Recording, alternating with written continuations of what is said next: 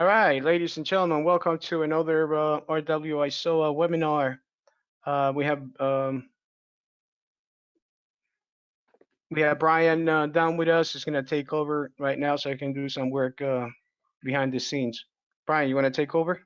You got it, Rich. Well, we want to welcome everyone to RWISOA's week 6 of our webinar series. In the past 6 weeks, we've been able to reach over 2,300 referees across the country and in several other countries. We've hit 44 states, 79 different NYSOA chapters, and 11 different countries. Overall, we've had 2,700 downloads of our live webinar on the following day and during the live broadcast. All of this is from our RWISOA webcam series live. All right, so we run these live the next day on Facebook, and you can get all the information for RWISOA, which is our Rockwell and Westchester chapter, at rwisoa.org. We are affiliated with NYSOA, where any information, if you're interested in joining college ranks, I'm assuming most people on these calls are NYSOA referees, but that's at nysoa.com. They're the National Intercollegiate Soccer Officials Association that's sponsoring. These live webinars are sponsored by the NYSOA Foundation Fund, where we can find all that information at nysoa.com. Tonight, we're going to have several speakers. We were able to get Terry Vaughn, is going to be speaking in a little while with his wife. We're going to have a FIFA assistant referee, Corey Rockwell. We're also going to have Gary Huber, NYSOA's president. Not listed, we'll also have Phil Watson, who's the Greater Iowa NYSOA president. We're going to have Chip Walaska, who's also the, I'm going to mess this one up, I forgot. He's the state director of instruction, I believe, for Iowa. And we'll have some other guest speakers that will be joining us tonight. Ricardo Salazar, if we can get his audio working. I believe Ryan Sigich is still giving a presentation tonight. And now we're going to pass it on to Phil. Phil Watson is going to take over for me. And he's going to introduce Chip, Ricardo, Terry, and some information about Iowa soccer. And just before we do that, let me say something. For everybody, you know how we do this. Questions, email it to us, rwsoa@gmail.com. All the live questions, email it to us at rwisoa@gmail.com. And once the speaker is done with their presentation, we'll bring you in for questioning. Phil, it's all you. Okay, well, I'd like to begin by thanking the Rockland Westchester chapter for the invitation to speak tonight and introduce the Greater Iowa chapter. Our chapter was founded in the early 1980s as the first chapter in Iowa, and we currently have 43 members. Our first president was Kim Vieira, who some of you may know is now an assigner of many conferences in the upper Midwest, and he's actually assigning some of our members to the Great Lakes Conference games. We serve colleges primarily in eastern Iowa, with most referees based in Cedar Rapids, Cedar Falls, and Dubuque, and our members travel into surrounding states for games. We only have a couple of schools that are assigned by our chapter assigner. Most of the assignments are made by 9 conference assigners. And those conferences are junior colleges, NAIA, and NCAA Division I, Division II, and Division III. I see one of the main purposes of our chapter is to provide a bridge between our members and those conference assigners. The referees don't really know some of those assigners, and the assigners certainly don't know all of the referees. And so we have an activity in the closed season where our chapter officers and the chapter assigner and the chapter assessor meet and go through our roster and just put broad ratings on where we think a referee might fit into those assigners lists. Maybe Jen Dunn or Tyler Turner are our top referees. Trent Payne, they can work any game. And then there's me that just does assistant referees as I'm getting to the end of my career. So those assigners need to know who should be put where. And it's just a recommendation, but the assigners appreciate that. It sends another source of knowledge that would help them get the right referee on the right game. And so we've had good feedback with that program. The other thing we've been able to do is to utilize a grant from NISOA for our assessment program, and that allows our some developmental assessments to be taken by our members that either want some coaching or our new members that need to be looked at. And this way, the full cost of the assessments are not borne by the referees themselves. It puts them in a better mood when the assessor shows up. So that's been, we're working on improving that, but it's been a well received so far. Iowa is we're lucky in this state because the Iowa Referee Committee has a motto. It's one game, one referee. And that means that each referee organization in the state can seat a representative on the Iowa Referee Committee. And all the administrators know each other, so we can work to promote good referees quickly. And a referee that typically starts working youth games for USSF is then recruited to work high school games and then college games as they progress. And the experiences that the referees get working in all those three areas makes them a much better referee overall. I joined the chapter in 1986, and I was president in 1994 when it made sense to have a separate chapter in the central part of the state because of driving. And now it's 2020 and we can do all this online, so maybe we might see some changes there. But we work very well with the Mid-Iowa chapter that was formed. That's based in Des Moines. So it's have two chapters in the state. Our members work together on games all the time. We host our preseason fitness test and clinic together, and we're able to get top NISOA presenters such as Gary Huber, Don Wilbur, and so on. Many of our members also referee in the surrounding states, so from both of those chapters are working with people in the surrounding states, and so we're getting good cross-fertilization of good habits there. Our members are all assigned now to games for the coming season, which we hope will occur. And our USSF games and our high school season, we play in the spring, high school soccer here in Iowa. That was all canceled. Summer games are canceled. So it's an additional challenge now for our college referees to get ready for the coming season. So we really appreciate the Rockland Westchester chapter for holding these webinars to get us all into the groove again for the season coming up. I'd like to talk a little bit about Terry Vaughn, the reason that we're on here tonight.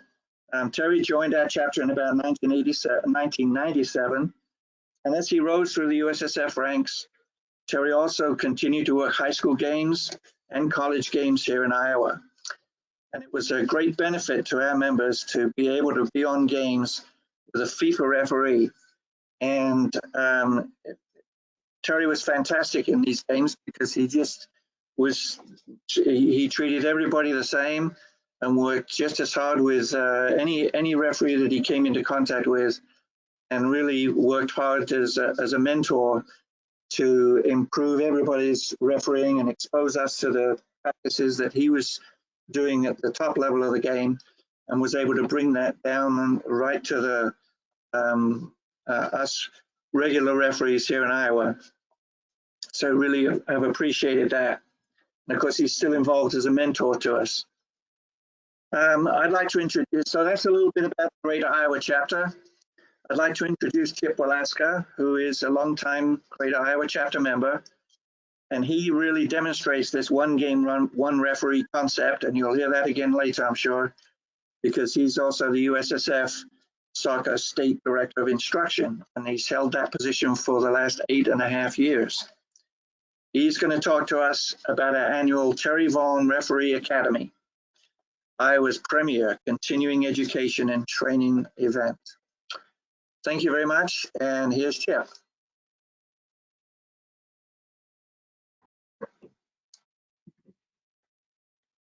All right, can everyone hear me? Yes, we can hear you. Best How we are can. you? Good afternoon and good evening, everyone. As Phil said, I'm going to speak briefly about our annual Terry Vaughn Referee Academy.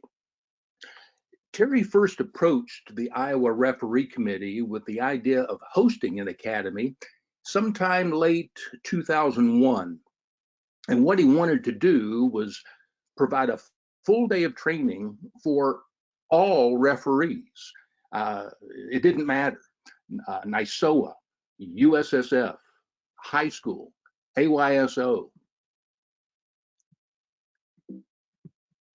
And there we go. Are you seeing my slide now? I think maybe it was not being displayed a moment ago.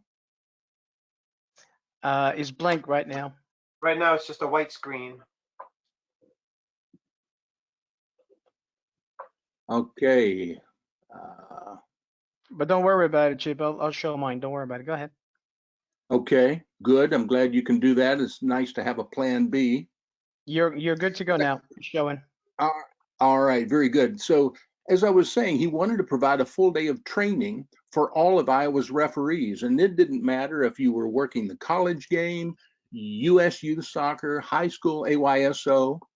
It was open to everyone just before the start of our spring 2002 season. So again, one game, one referee. He wanted the academy to be at no cost to the referee. And since he wanted to provide a full day's worth of training, he wanted to serve everybody lunch too. So our NYSOA chapters and the referee associations all kicked in money to cover the expenses. His first year, and that was March 2002, we had a couple of hundred referees participate, but that number was going to grow. Neighboring states began to hear about it. Sponsors were added, like Official Sports, the National Association of Sports Officials, publishers of Referee Magazine, Torx, Advocare, the Iowa Games, Fox 40. The Iowa Soccer Association provided raffles for us to raffle off at the end of the day. And the last 2 years, NYSOA has donated $1,000 to us each year. Now we have over 500 referees that attended our last academy. So our attendance has more than doubled. We called the event the Iowa Referee Academy from March 2002 through 2015. And after Terry was diagnosed with Huntington's disease, the Iowa Referee Committee voted unanimously to rename it the Terry Vaughn Referee Academy, the TVRA. That happened 2016. If you go to the next slide, Rich, the number of presenters grew too. You have the power, Chip. You can do it. Okay. There we go. All right, as I was saying, the number of presenters grew too, and there are some of the names. And we've had quite the distinguished list of guest speakers over the years. NYSOA provided Gary Huber, John Puglisi, Todd Abraham, Ken Andrus, Mike Oliver, Cliff McGrath. Tori and Chris Penso were scheduled to come this year, but we had to cancel the Academy mid-March because of the coronavirus. We've been fortunate to have FIFA referees, World Cup referees, and national referees and instructors. And we're already thinking about 2021. Terry's focus was on attracting active top-level referees whose experiences our youth referees could relate to.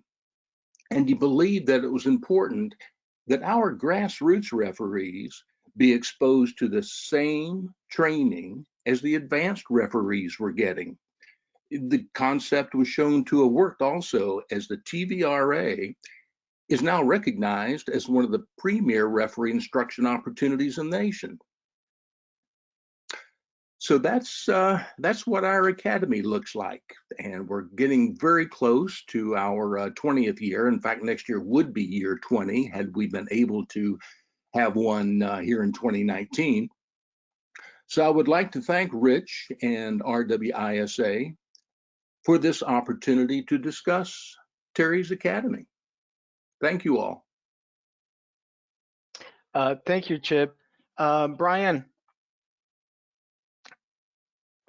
Ooh, do I have you? yes. It's all you, Brian.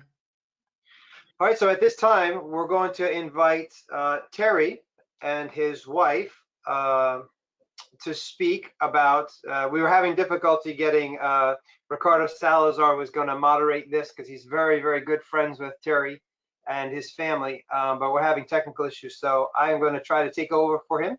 So at this point, we're going to have Terry Vaughn and his wife, I believe her name is Kim, they're going to speak a little bit about Terry, his experiences, and Huntington's disease. So Terry and Kim, if you're there, it's on you guys. All right, thank you. Terry, do you want to tell everybody hi? Hi, everybody. Hi, Terry. Hi, Terry. So, Everybody turn the mics on. Say hi to Terry. Hey, Terry.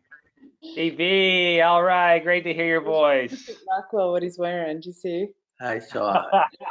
You want to run Hey. downstairs and get mine? Got my HD band, there we go. I'm gonna open a couple more mics. Let me open a couple more mics if you don't mind. I got some people here want to say a quick hello. No Sure. problem, going. Hey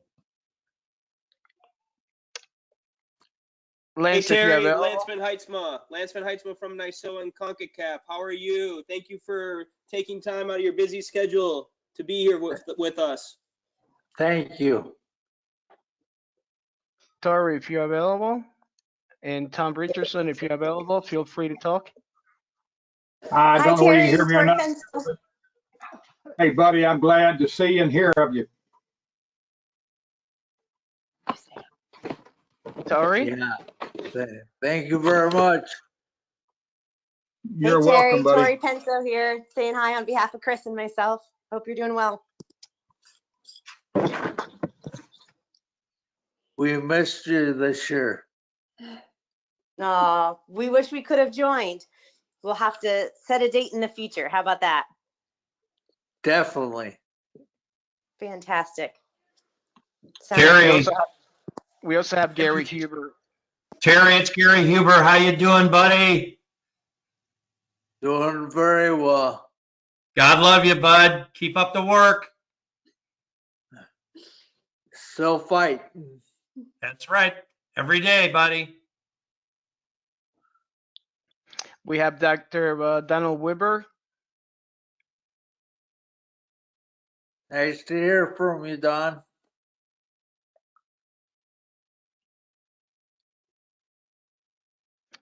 We also have Chip Reed.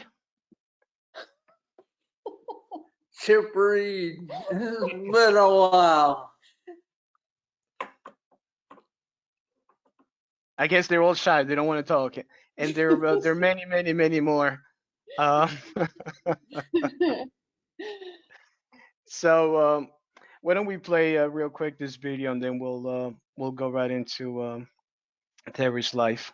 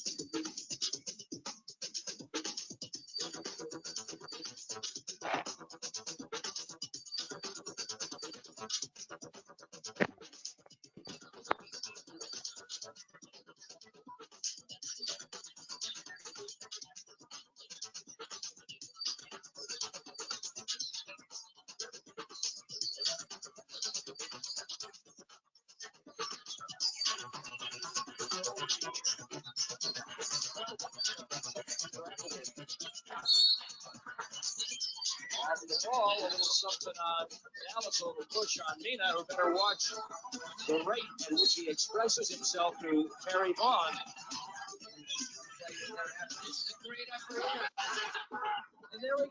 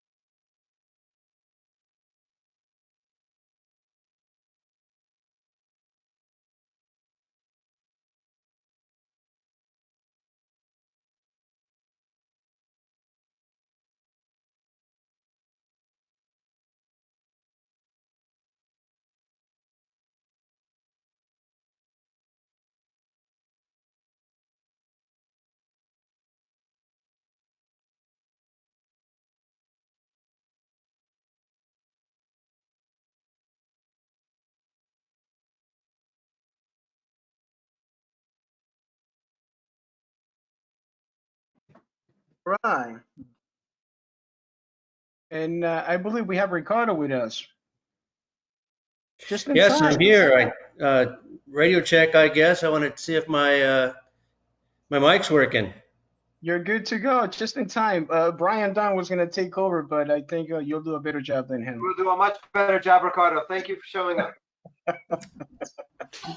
Happy to join you guys. Anything I can do promote my good buddy Terry Vaughn is always welcome. So it's all you and Kim and Terry now. If you can share with the group, we currently have 197 referees online listening to this webinar. So if you can share some of your experiences with your friend Terry throughout the refereeing career and throughout life.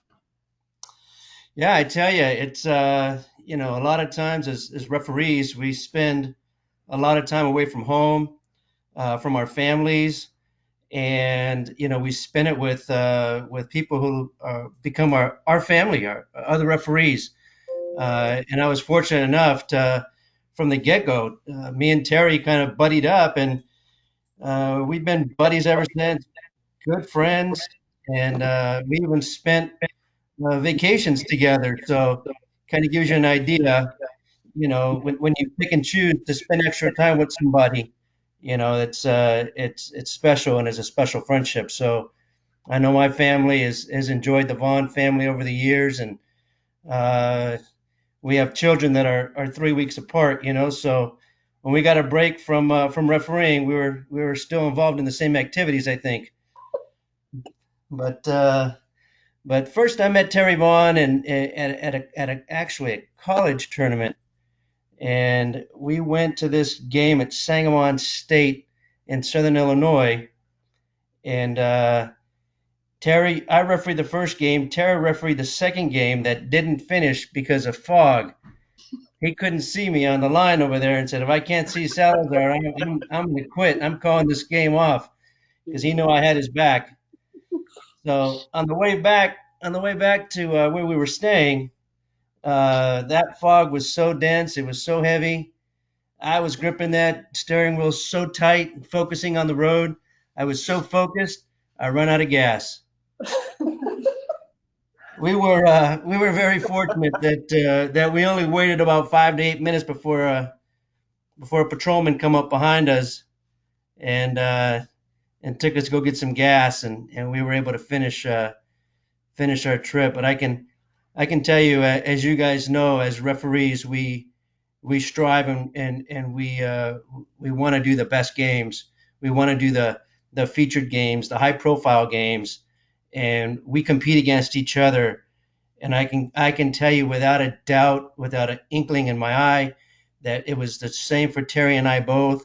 There was always good, positive competition, and we pushed each other and we made each other better, day in and day out, game after game. And Terry actually entered the league a year before I did. So I don't know if that means he was better than me or not, but he came in a year before I did. He entered the FIFA panel a year before I did. So I chased Terry's coattail throughout most of my career, and I believe I was one of the best U.S. referees in this country had to offer at one time, and it was because Terry Vaughn pushed me and drove me to be better and better every day. So, I mean, Terry and I had many good times. Some of them were without adult beverages, but some of them and most of them were with adult beverages, and either which way, we had a great, fantastic time whenever we were together. That's great. Maybe Terry wants to say something, Kim. Yeah. Say hi. Yeah. Take me off mute. Yep, you're off mute. All right. That's a good story. But I'm going to say a story about Indiana. Are you laughing already? I'm laughing already. Appropriate. Because now I'm laughing already, Terry, and I'll tell you why. Because you say Indiana, and there's probably 24 stories. So I'm curious on which one you're going to pull out of your hat. Yeah, we had good times there. Oh, we had a lot of good times there. It was one time we were all at the Big Ten tournament, the men's tournament, and this goofy assigner brought in nothing but referees. So when it was time for first game to kick off, we all looked at each other like, who's got a set of flags? Nobody had a set. So we used bibs, sub bibs. The guys on the line use those as a flags for the first 10 minutes of the game till somebody can go get proper assistant referee flags. So there's story out from Terry Vaughn riding in the back of a trunk because we didn't have enough people, so he jumped in the back of the trunk and we rode back to the hotel after getting his favorite ice cream, of course. So I don't think you could fit there's one. story after. Terry, can you still fit in the trunk? Mm-mm. Kim's saying I can't. It's a good thing he was a little guy. Too much ice cream after retirement, huh? You're right. I'm right there with you, buddy. I'm right there with you. Looking forward to when this crazy COVID-19 passes, and I do believe that it will pass like anything and everything else, and we'll be able to get on with our life. But life has changed as we know it. But I look forward to the next time we can look each other in the eyes and have an afternoon of hanging out again.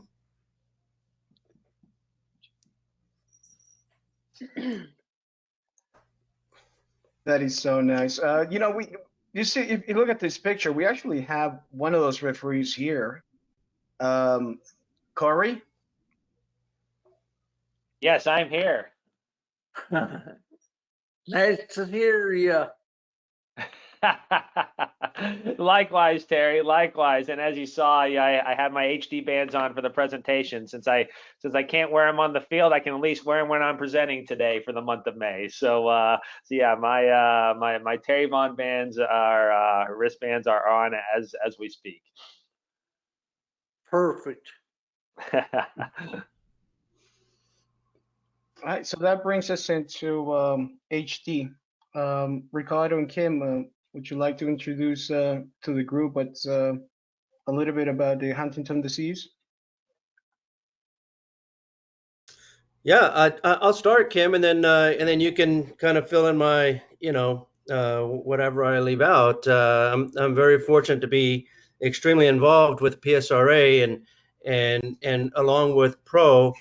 We have for the past 4 years, I believe, have worn these blue wristbands in the month of March with the HD inscribed on them to bring awareness and support to not only Terry, but to globally, for people can recognize and can see and can start to ask questions and start to become aware more and more of what one of our brothers is fighting day in and day out.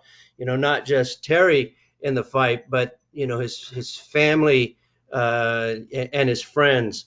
So we will continue that, and it's unfortunate that we're all sidelined right now, but it is definitely something that will continue on. And as long as I'm heavily involved, I will fight for that.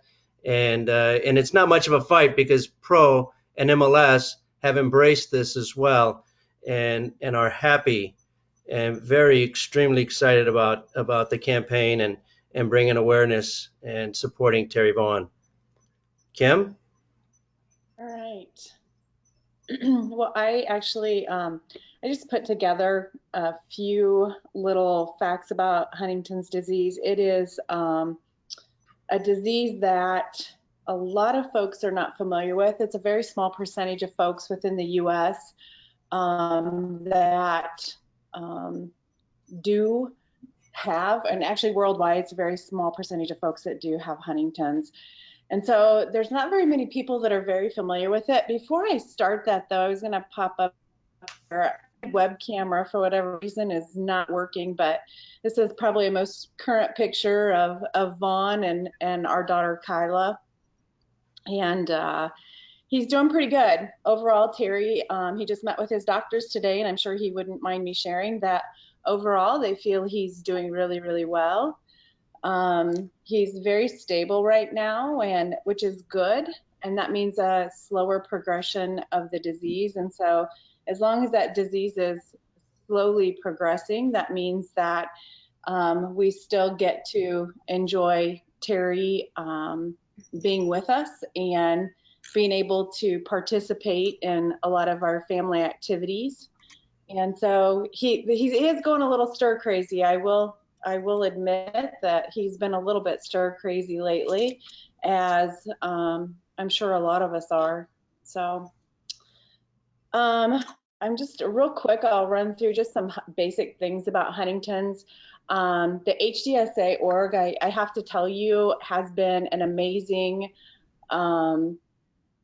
part of our family. At the end of this presentation, and I think Richard will have these links available, they actually did a video of our family, and I have to tell everyone, when Terry first got sick and started showing symptoms, he probably showed on the field a lot sooner than what we noticed maybe here at home. And it could be something as simple as his ability to see something that happened on the field and then getting the whistle to the mouth in order to make those calls.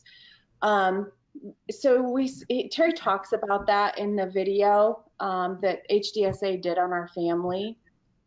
But one of the things that people describe Huntington's as is having ALS and Parkinson's and Alzheimer's all together, which I'm sure is a very difficult thing to have to deal with. Terry actually, his symptoms a lot at the beginning were this involuntary movement and significant weight loss. I'm sure some of you probably thought at some point when you saw Terry, you didn't think he was probably eating. He became so thin. And now we're on the opposite end of that, where Terry actually has put on weight, which is a good thing though at his current stage. They actually stage Huntington's in 3 different stages, which is early, middle, and late stage. Unfortunately, Terry's probably in this later stage where he really does need help throughout the day to do different activities, but he still shuffles around here and walks around with a walker, which is good. We want to keep him up and moving, and he's still able to watch soccer when it's on, and he loves being a part of those different activities that Kyla is involved in. And we were rather sad that she had to miss her first high school season this year. But he continues to be a very active member of our family and participating with our different activities. I popped in here just some real quick links. The really good news about the blessings that have been given to our family through the PRSA, through the HDSA and MLS, all these different groups that are beginning to shine light on Huntington's disease, is the fact that Huntington's in and of itself is not a federally funded, the HDSA is not federally funded. They don't receive grants from the federal government like your big diseases like cancer and Alzheimer's and some of those. And so they are really an organization that is grassroots and driven from that perspective. And so all of the research that comes into the different drugs, and thank God Terry he actually takes one of the medicines that help control his chorea that keep him from moving. That is a brand new drug, and it has been an essential part of keeping Terry in a place where he feels like he feels good and he's happy. He doesn't have that constant moving that comes with it. His dad was not fortunate enough to have that disease, and his dad moved constantly. I mean, it was a constant movement, and Terry, thank God, does not have to deal with any of that. But with the spotlights that have been shown from all these organizations and people that have helped support us from a family standpoint, is that we are starting to see major progress in different treatments. And within here is just a little article from the Boston Herald about one of the big research items that are happening here in the US on the disease. Terry, unfortunately, is at a spot in his progression where he did not qualify for that particular study. But that study is really showing amazing things where they're giving people their lives back, and being able to really slow the progress of the disease to a point where they are able to be back to a place where they were before they really became symptomatic. So there's some really awesome things that are happening from that standpoint. But I just want to say thank you for this opportunity to speak to all of you about the disease. We couldn't do this day in and day out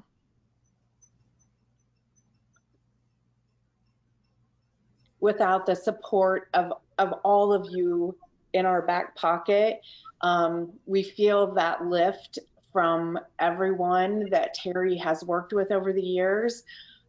We do feel that, and we are extremely blessed to be able to share this with you and be able to help share just some basic information about Huntington's. And Terry really still enjoys being able to flip on the TV and when there's college games on and be able to see those folks, his peers out there on the field, even though there's a lot of new faces. Yeah. Folks that you will ask him, Terry, who's that? I don't know.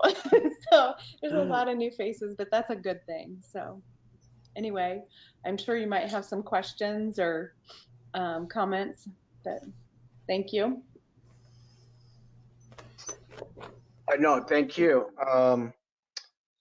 We do have some questions that are being emailed to us. I'm going to let Brian say a couple of things while I'm searching for the questions. Brian? Yes, you got it, Rich. So those HD wristbands that you saw Corey Rockwell, and you see them in the picture, and you see them here. Tomorrow, we are going to give away, let's get the right number. I believe he said we're going to be giving away 20 pairs of these tomorrow through our Facebook Live replay of this at 1 p.m. New York or Eastern Standard Time.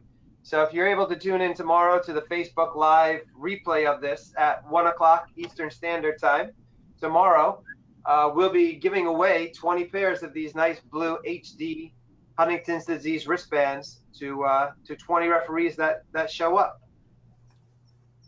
That's a good deal. It's an excellent good deal. And it's easier for us to do it through the Facebook when we have over 200 people today trying to email in quick and Rich trying to find the emails. So it's just a little easier for him to organize tomorrow when he's on his Facebook Live replay. But 20 people will happily get these in the mail and can support you. You were saying, Tara? Was that you? Nope, he's good. Oh, okay. I thought I heard him saying something. I cut him off. Terry, I don't know if you remember me, but I was just coming up as you were starting to come down with this. I think your last season was my first season in, and I remember meeting you in 2008. It was my first national camp, and then my first game I got to work with you was the French Championship at Red Bull Arena, and it was. As I was listening to your wife saying that you were getting skinnier, and I just remember that day the French Championship must have thought all Americans were overweight slobs because they brought us all extra large uniforms. And we had to wear an extra large shirt and extra large shorts. And they told us, don't bring any uniforms. We'll have them all in the locker room. And we were swimming in those uniforms at that game.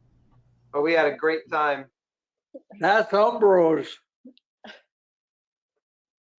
Were they Umbro uniforms? No, they were the Adidas ones we were wearing that year, except because it was the French Championship, we had to wear their jersey because the referees were sponsored by the post office in France, and they had to have the postal symbol on the sleeve.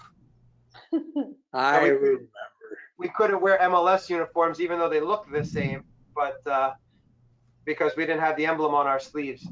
But they were so big on us, but we had to wear them. So it was a very interesting experience doing that French Championship at Red Bull Arena. Good stories, good stories. I have a question here from Lance. I'm wondering if Lance wants to ask the question himself.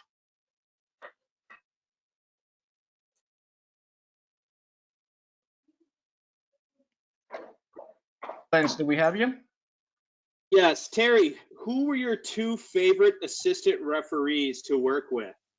And don't be afraid of offending Corey Rockwell by not including him. I can answer that. Brian Dunn and Corey Rockwell. Brian Dunn and Corey Rockwell. I'll answer for him. Hey, sorry, I can answer that for Terry. It's Ricardo again. It has to be in the NCAA final when Terry was refereeing and I ran one line and Brian Hall ran the other line. You're right. Yeah, baby. That's a mic drop moment right there. There it is. Hands down. You won, Ricardo. I don't think he's going to tell you, Lance, who his favorites are. I just did. Yeah, you did. Knucklehead. All right, let's see if we can bring somebody else in. We'll try to bring Dr. Donald Wilberg again. And while we're doing that, I know Tom Richardson is somewhere around here and he wanted to say something. See if we can get Tom for now. Tom, are you there?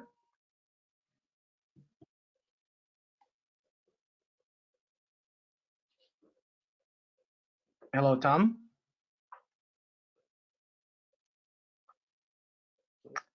Okay, Mike Shy. I'm going to ask you a question. Where, if we want, is there a foundation or anywhere that we can donate money to help out with this with the Huntington disease? Yeah, so HDSA does take donations. I can provide a link.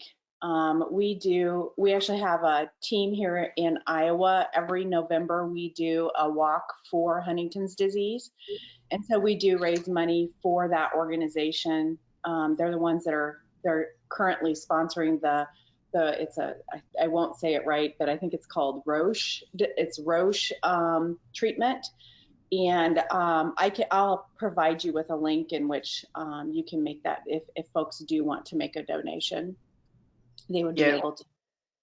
That will be great. We will promote that tomorrow during the live on Facebook, and we'll place it all over our social media platform. Plus, we'll send it to RWISOA. I'm sure Lance and Tori and everybody else from RWISOA will be happy to promote all that. Brian, any final words? I'm just so glad to hear Terry speak and his wife. You know, I miss seeing him out there on the field, and I haven't gotten to Iowa to see him, and I've wanted to go to that clinic that was mentioned for the last couple of years. I know I don't have a storied history with him like Ricardo, but he was someone I looked up to coming up when I first started, is when he had just gotten his FIFA badge, and definitely I wish I had more years to work with him, and he was definitely, I consider him a mentor, even though I never worked with him on as many games. Watching him progress through his career, I just all my support goes to you and your family during this time. And Kim, you're a godsend, and I wish you guys all well. Thank you. We really appreciate having the opportunity to talk about Huntington's, and Terry's enjoyed the interaction, and thank you for having him. I apologize that my camera is not working. Otherwise, you all could have saw him in person. So, but anyway, did he do his hair? What? Well, it's looking pretty sad. I tried to comb it so that it looks okay, but you know, he hasn't seen a barber for a while. But I think we're all in the same boat. You know, we have a question. Let's take a question from the audience. We have a couple of questions here, if you don't mind, for Terry. We have Rick Snyder. Rick, are you with us?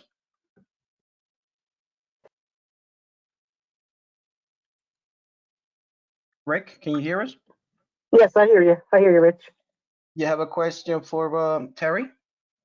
Yes, Terry, I'd just like to hear a little bit about what piqued your interest in becoming a referee. At what age or what point in your life did you want to become a referee, and who were some of your mentors for you as you started, and how they affected you to want to continue with the sport and the game?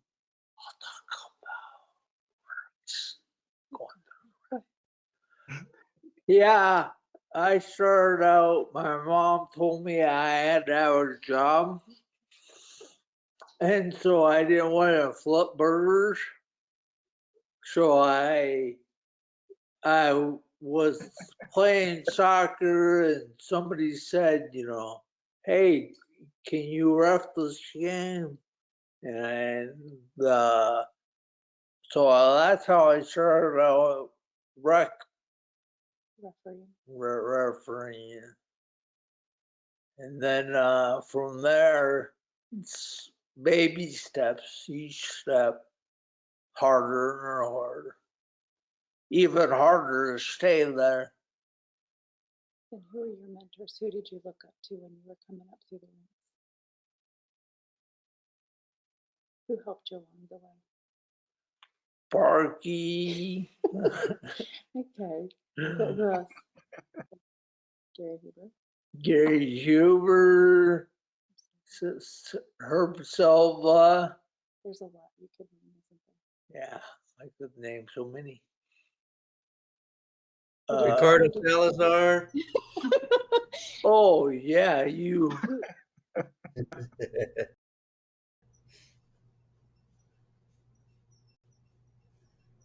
That was good. Thank you. Thank you, Rick, for the question. Ricardo, would you like to say some words before we move on to the next presenter? Yeah, no, I could probably ask Terry a question. He could probably rattle off quite quickly.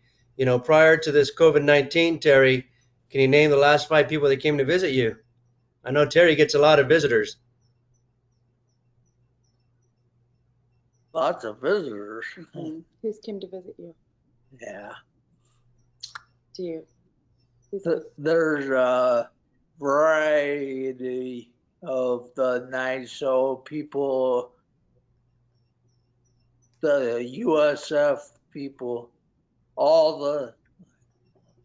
they come out of a hat to the academy, and we get to see them grow together.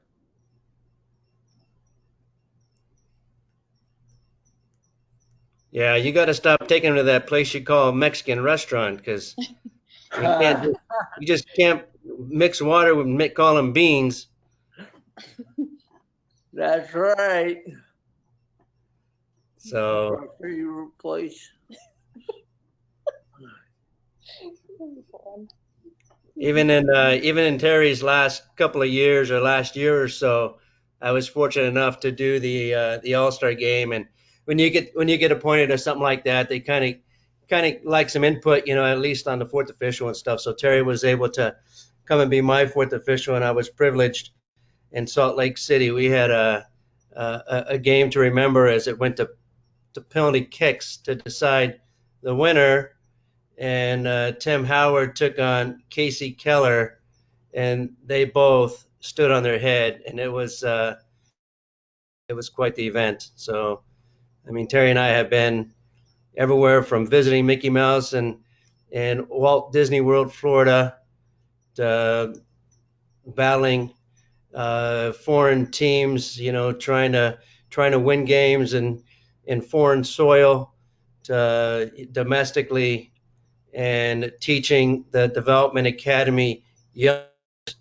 I'll finish with this story of the 4 full-timers, because before pro, U.S. Soccer had hired 4 guys: Terry Vaughn, myself, Baldemaro Toledo, and Jair Marufo, and they had invited us to the other national camp of the up-and-coming referees, all promising, young referees. And it's the first year they had introduced the interval test. And I can remember the first group that went off failed miserably. I think of the 20 or so people who were in that first group, there may have been 2 that were successful. So Tamburino come to us and said, "Hey, I don't care what you guys have to do. We can't go back to U.S. Soccer with this kind of failure rate. Make sure these guys pass." So 2 went with each group, and we led these guys, and we ran that fitness test at least 4 times, and we were dog tired. I don't know if you ever seen the Green Mile, but we went back to Tamburino that night and said, "Boss, we're tired. We're dog tired." And we were being. Remember that, Terry? You're right. We did run that thing many times. Many, many times. And now you and I, we can't pass that thing. So we're on the sideline. You're funny. Terry's intervals are walking between his chair and his bed. That's a workout for you now, isn't it, Vaughn? Yeah. It's been great. It's been great. So we really appreciate having all of you being part of our webinar. Chip and Phil, if you guys want to say something before we go into the next presenters. Well, this is Chip. Rich, I don't want to take up really any more of your time, but I do appreciate the opportunity to be able to speak about our Terry Vaughn Referee Academy. We are very, very proud of it, as I think you can see. So thank you, and RWISOA again. And I'd just like to echo those comments and thank you very much for the exposure to the Greater Iowa chapter. Hope you got something out of that. And we've been so fortunate to have Terry grow up through our chapter and get to work with all our members over the years. So thank you, Terry, and thank you, Rich. All right, Brian. All right, Rich, who do we have up next? Are we going to Gary or are we going to Ryan or Corey? Actually, Ryan is not going to be in today. We'll talk about that in just a little bit. Okay. So Gary Huber is going to be up next, correct? Gary Huber is going to be next, and let's have Gary say thank you and goodbyes to Terry and Kim. See if we can bring in Gary. Are you with us?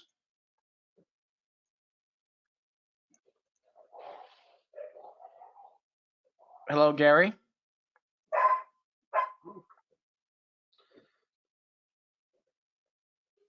Let's see, we can try it again.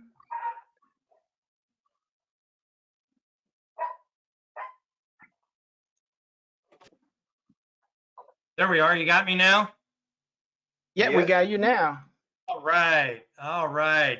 Good evening, everybody. I got to throw in a Terry Vaughn story here before I get done. I hope Terry's still on and Salazar's on, because I was Region 2 referee administrator for 14 years, and having Terry, Salazar, Gansner, Penzo, and all these guys together was like herding cats. Every time you needed to find somebody, they were always gone.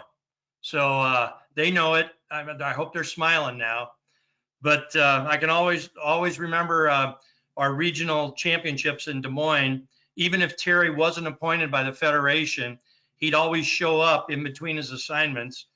And Kim and Kayla would come after. We had her in a pumpkin seat on the sidelines, and all the referees were huddled around Terry. And he was kind of like the baseball guy that never left until he signed the final autograph of the last kid there. And that's what Terry did. That's the kind of person he was and is. He wouldn't stop until the last question was answered. And kudos to Terry for that. Anyway, what I'm going to talk about tonight, I'm going to talk about what's going on within NYSOA with the COVID-19 pandemic and what our plans are and where we're going to go from that, and try and give everybody a little bit of an update. I wanted to reach out to all of our NYSOA family today. Hopefully, with the pandemic still a viable threat to our health and economy, the entire NYSOA Board of Directors hopes you and your family are in as good a place as you can be. For the past 6 weeks now, 4 weeks, the Board of Directors met to go over how this pandemic will influence the 2020 soccer season and our educational platforms. I am also a conference assigner, and I don't know if this has affected anybody else up in your area or anywhere else in the country, but a couple of my conferences have told me to start assigning the October games, the conference games. Forget about the September non-conference games, because they may move back the August 1st start and training to September 1st and may not play the conference games. So that's just an update from the Midwest of what's going on. We reviewed many narratives, both short and long term, and I wanted to share our decisions with our NYSOA members and any of the other referees listening in tonight. NYSOA has decided to suspend all in-person clinics for the upcoming summer.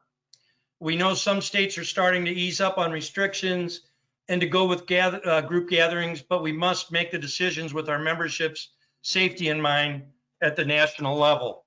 Groups of 10 or less just can't be an effective nor responsible way to provide our membership with a preeminent educational program experience during this challenging rule change year.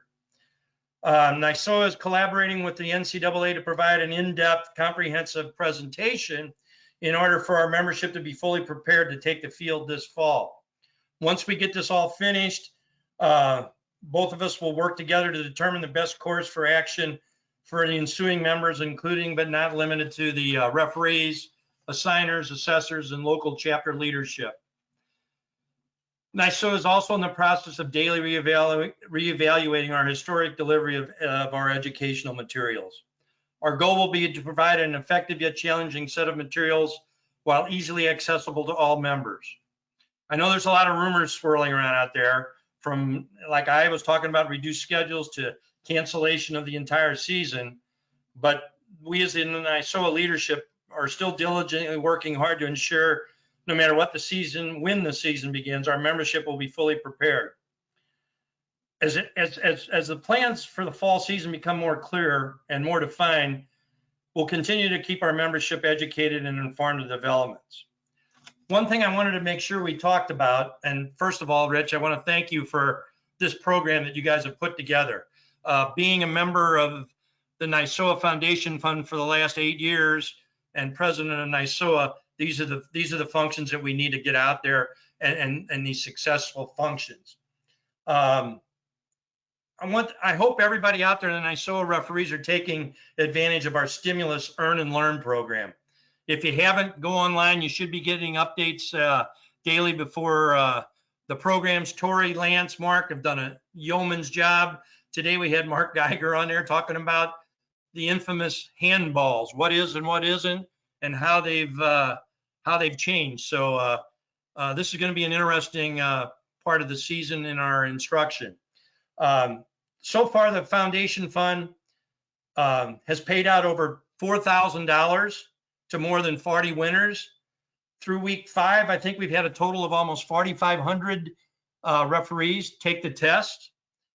As a member of NYSOA, you should be getting these weekly invites via Arbiter every week. We just hope that you all adhere to your the CDC rules and local organizations and the information they're giving us. Let's hope our fall season goes off as planned. We'll continue to educate the chapters along with guidelines for required number of meetings, which we've discussed. You know, by bylaws, most of the chapters have 3 meetings a year. We're looking at revising that. The physical fitness test, we're not going to be able to get out there and do 50 tests for everybody at one time.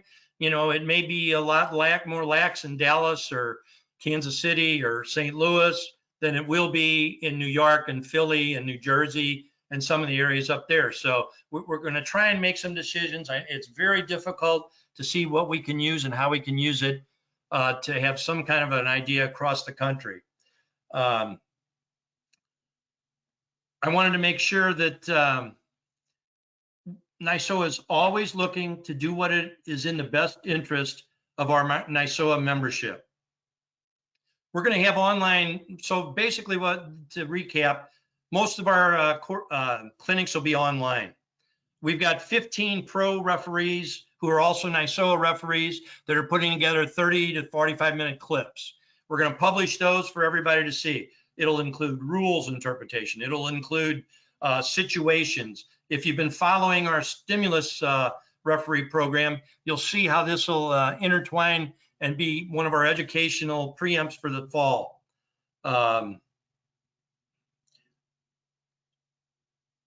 I hope that you watched last week, Dr. Joe and the Coaches Summit that was on. We had over almost 400 attendees on that venue.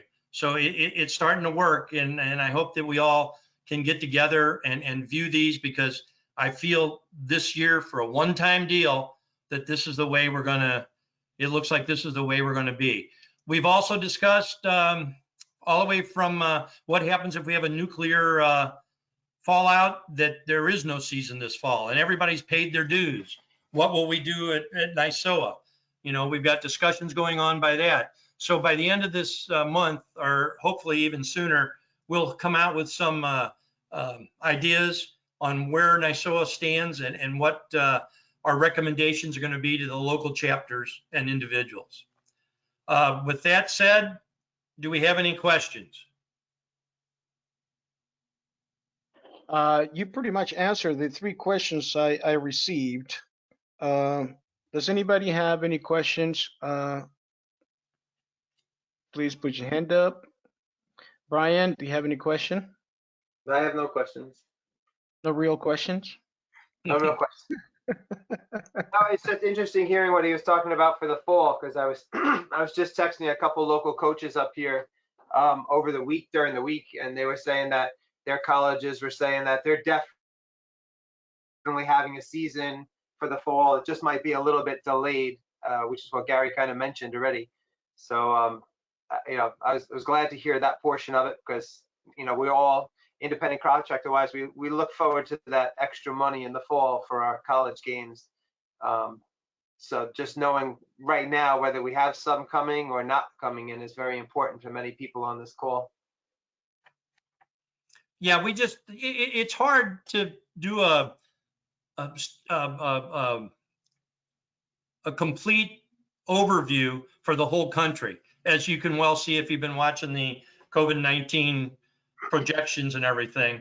It's just as hard for us as a governing body for the 6,000 referees and members that we've got. So we're just, the one thing that we will not do is put anybody in jeopardy. Yep.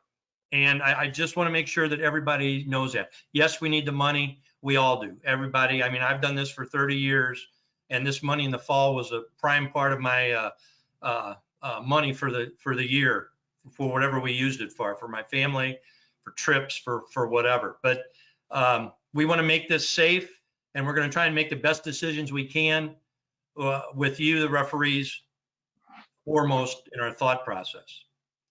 Any other questions? Yeah, we have a question by Fred. He's asking, when is the new rule book coming out? Okay, as you all, excuse me, as you all have seen, the new rules have been approved. Right now, I mean, today, tomorrow, 3 days ago, we've been working to put these rules together. The rule books will be about the rule book and the comparison guide and your badge. This is the May. It should be out sometime in June. Hopefully, last year we had it the first week of June. Somewhere in there, we should be able to get it done. So your badge, the comparison guide, and the rule books with all the new rules will be in it. I will ask if there's any other chapter contacts or presidents or anybody in there. If we don't have the in-person clinics in the fall, you're going to be charged with making sure that your members get it. You know, like I told a bunch of people the other night on our call, we can lead a horse to water, but we can only hold their head under so long. So it's imperative that you guys put on your instructional hats like you do, and please make sure that everybody's going to be aware of the new rules. Some are no more than grammatical changes, and some are pretty intense. Like the guy running down the field now that knocks the ball down with his hand, with his back to the ball, and he puts it in the net. Used to be no goal, no intent. Now it's a goal, or not a goal, or is it a goal? So those parents that were sitting on the sideline screaming at you, that's got to be a handball, ref. You know, now some of them are going to be right. So it's going to be interesting. It's going to be interesting. All right. Any other questions? Yeah, we have another question by Carlos. National referees and national and regional assessors, the academies has been suspended, and when will they be receiving information regarding online clinics? All right. We're in the midst of naming a new national director of assessments and a referee program. And as soon as that person, which is supposed to be by next Monday, is put into position, the information will be sent out to the national referees about how they're going to be, how they're going to register, and that'll all be coming out to you within the next couple of weeks. Great. That was the final question. I guess we're good. My last word would be everybody stay tuned and follow the NYSOA website. The Foundation Fund, which I'm really proud of what we've been doing in the last few, in the last year and a half. We've granted over $55,000 to associations such as RWISOA, and what you guys are doing is just incredible. And the Terry Vaughn Referee of the Week Awards, NYSOA, along with official sports. That's another thing that NYSOA has done. So I appreciate everybody staying involved, staying up to date, staying healthy. God bless everybody, and thank you. Thank you, Gary. Thank you, Gary. That was Gary Huber, NYSOA president, ladies and gentlemen. So let's go over next week's real quick before we bring in our presenter for the day. Next week, we're going to be talking about angle of view versus distance. And we'll have Issa here and Chris Pensel. So that will be next week at 7 p.m. More information rwisoa.org. So Brian, I'll leave it up to you to present the next one. Oh, before we go in, Ryan Sijic is not able to present the scheduled presentation on violent behavior 1 and 2 versus fighting, because they're still working on little details, rewording, et cetera, et cetera, et cetera. He's going to have the presentation ready for June, I believe it's June, either June 5th or June 8th, whatever that Friday is. So he'll be back with that NCAA presentation on violent behavior 1 and 2 versus fighting. Brian, it's all you. All right, so without further ado, my friends, we get to introduce one of my favorite referees to work with. I got to work with him a couple times this year. My friend Corey Rockwell. He's been on the FIFA panel since 2007. He's still on it. He was a 2011 MLS Assistant Referee of the Year, 2012 U.S. Open Cup Final, Copa America in 2016, 2018 FIFA World Cup, 2018 FIFA World Cup Final, Club World Cup Final, and then my partner at the MLS Cup Final this year in Seattle was Corey Rockwell. We had a great time. He is a pleasure to work with, and you guys are going to learn a heck of a lot from him tonight. Corey, it's all you, my man. Well, thank you so much. I hope I live up to that introduction, Brian. I really appreciate it. And yeah, Brian and I don't get to work together enough because we're on the opposite sides of the country. So it was definitely quite a treat. And wait a minute. Someone told me you were an AR, a FIFA AR. What is it? I don't know what's going on here. Every once in a while, they put a whistle in my hands, as you can see here. So what's going on? Hold on. What's going on? What is this? What is this? Oh boy. What is this? Can you please explain? I know. Hey, it's got to happen. I still have a love of blowing the whistle for sure. So a definite love to stay involved. So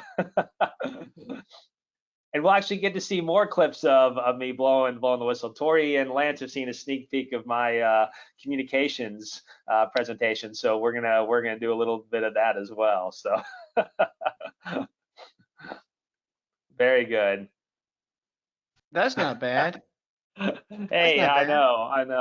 And it gets better. Hold on. Well, what is this? You managing the clock as well?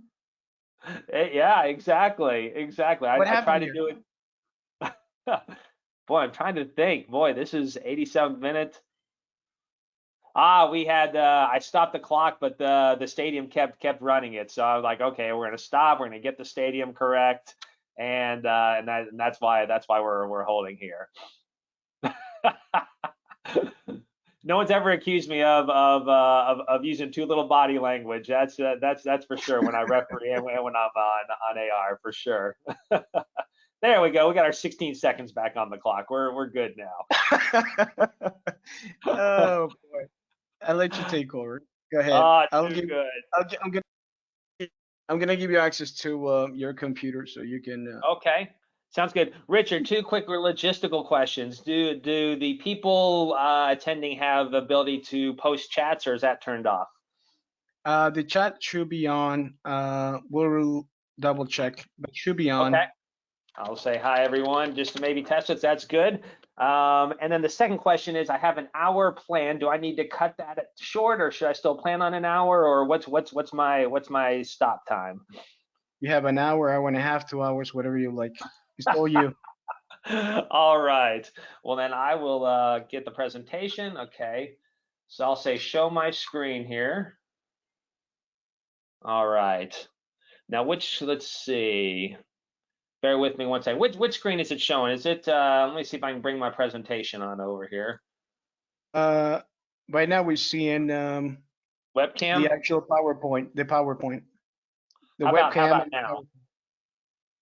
Basics misconduct with. Okay, I'm gonna switch them then. I have two going on, so I'm just gonna switch. This one Is says there a RWISOA way? Yeah, bear with me, everyone. 1 second. I'm gonna try to share my other screen instead. Show screen monitor 1. There we go. Now does it show me talking? Yeah, while you're bringing up that PowerPoint with the. Perfect. All right. Let me hit play on this, and I will switch the two around here. And I'll move this out of the way. We good now? Oops, sorry. Let's move this out. Let's move me out of the way too.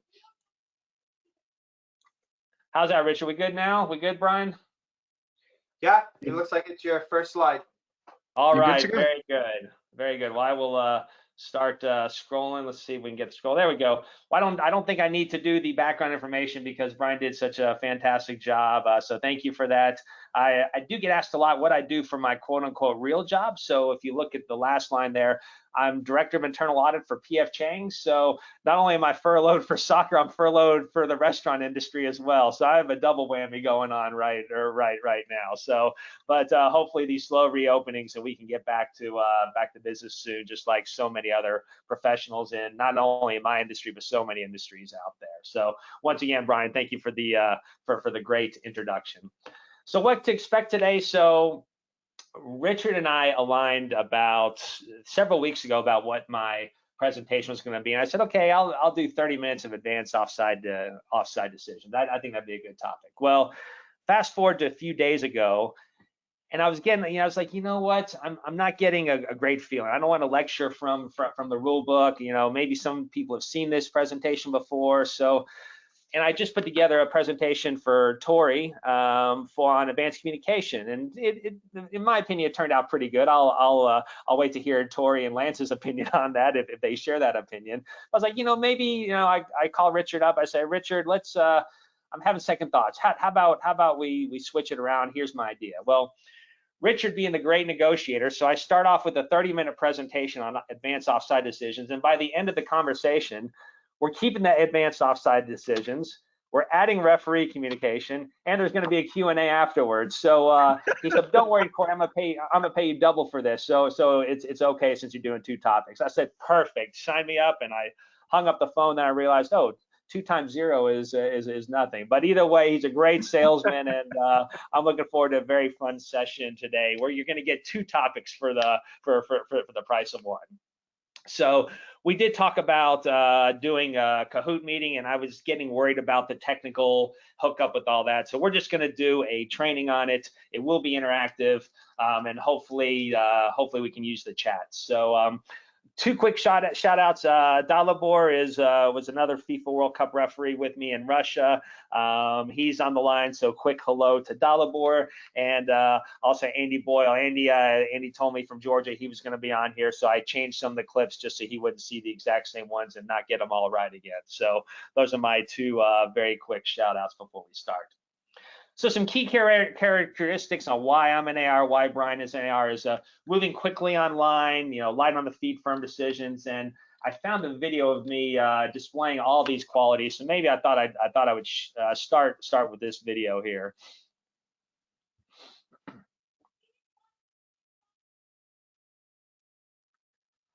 And we'll watch a quick replay of my rather I don't know, clumsy display online. They do have a good close-up of it. And you can see why I'm an AR today.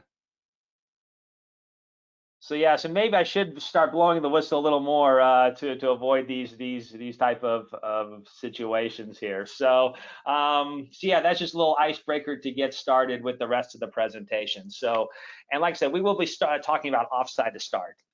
And I'm going to go a little bit more advanced into offside. It's not just going to be why is it important to know more than just offside or not offside.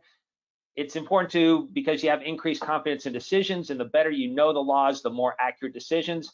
And it's good when Brian and I are online to be able to explain the decisions to the referee team, to the players, and the coaches. And if we have confidence in our explanations, that confidence is going to show, and it's going to help sell our decisions. The other thing is with classroom settings. So when Dalibor, one of my first FIFA seminars leading up to Russia, we all sat down in this large conference room, and I didn't know at all what to expect. I didn't know if we all went around the room and introduced ourselves and told two truths and a lie, or what the icebreaker was. No, we didn't do that at the FIFA seminars. We sat down and we immediately had video tests right away. And I remember one of the, it was challenges, dog. So, and I think day 3 was offside. And I said, oh, I got this, offside yes or offside no. And I look at the answer sheet and it's all these acronyms. It says IWO, GA, and IP. And I asked Joe Fletcher to next to me. I said, hey, where's the offside test? Where's the thing that says yes or no to offside? He said, no, this is the offside test. It's interfering with play, interfering with opponents. So quite a surprise for my first offside test, where it's not just going to be, hey, you're the AR, is it offside or not? It's going to be why it's offside if you do call offside. So we'll go into a little bit of that. So I'm looking at the chat on my other screen. I do see we can ask questions from there. So that is great news to see. All right. Interfering with decisions. So we have interfering with play, interfering with an opponent, and gaining advantage is really the three topics we're going to talk about with offside decisions, and breaking these down a little further. And my goal is, as we go through this, to really think about what boxes get checked when you are the AR, when you do have these situations. And I think the easiest one to start with is interfering with play. And there are really only 2 questions to consider here. Is a player offside, and does the player touch the ball? The interfering with play is the very classic, is the most common offside scenario that happens. It's the person that's, let's say, X yards offside, the ball is struck, they're offside when the ball is played, and they receive the kick directly and have a direct play on it. So that would be the interfering with play. Probably the one we see most often, and probably the easiest one of the group. Next, we have interfering with an opponent. So here we're going to go into a few video clips with these. And for those who've seen my presentations before, I'm big on video clips, so we will have quite a bit of video clips to illustrate some of these. So with interfering with an opponent, we think of a few things. Was that opponent, or was that player clearly obstructing the vision? Where we see this most often is, of course, right in front of the goalkeeper. If there is a defend, or if there's an offside person right in front of the goalkeeper when the ball is shut, obviously that is clearly obstructing the vision, and while that player may not touch it, it would be considered offside due to interfering with an opponent. We have challenging an opponent for the ball. Maybe the offside player doesn't play the ball, but the defenders. Corey. Yes. Hey, Rockwell. Yep. Hey, why weren't you on the MLS final? What's that? Why were you the last guy to ever be on an MLS final? Good question. Why was one of the last on the final? I actually broke. I had the record for a while for most number of games without being on the MLS final. But a lot of those years it was just the cards didn't fall right, and there were some other folks more deserving than I was to be on the final. And I think it worked out pretty perfectly when me, Brian. I heard it was because you crouched so much when you on the line that you bend over like you're like sitting on your butt kind of.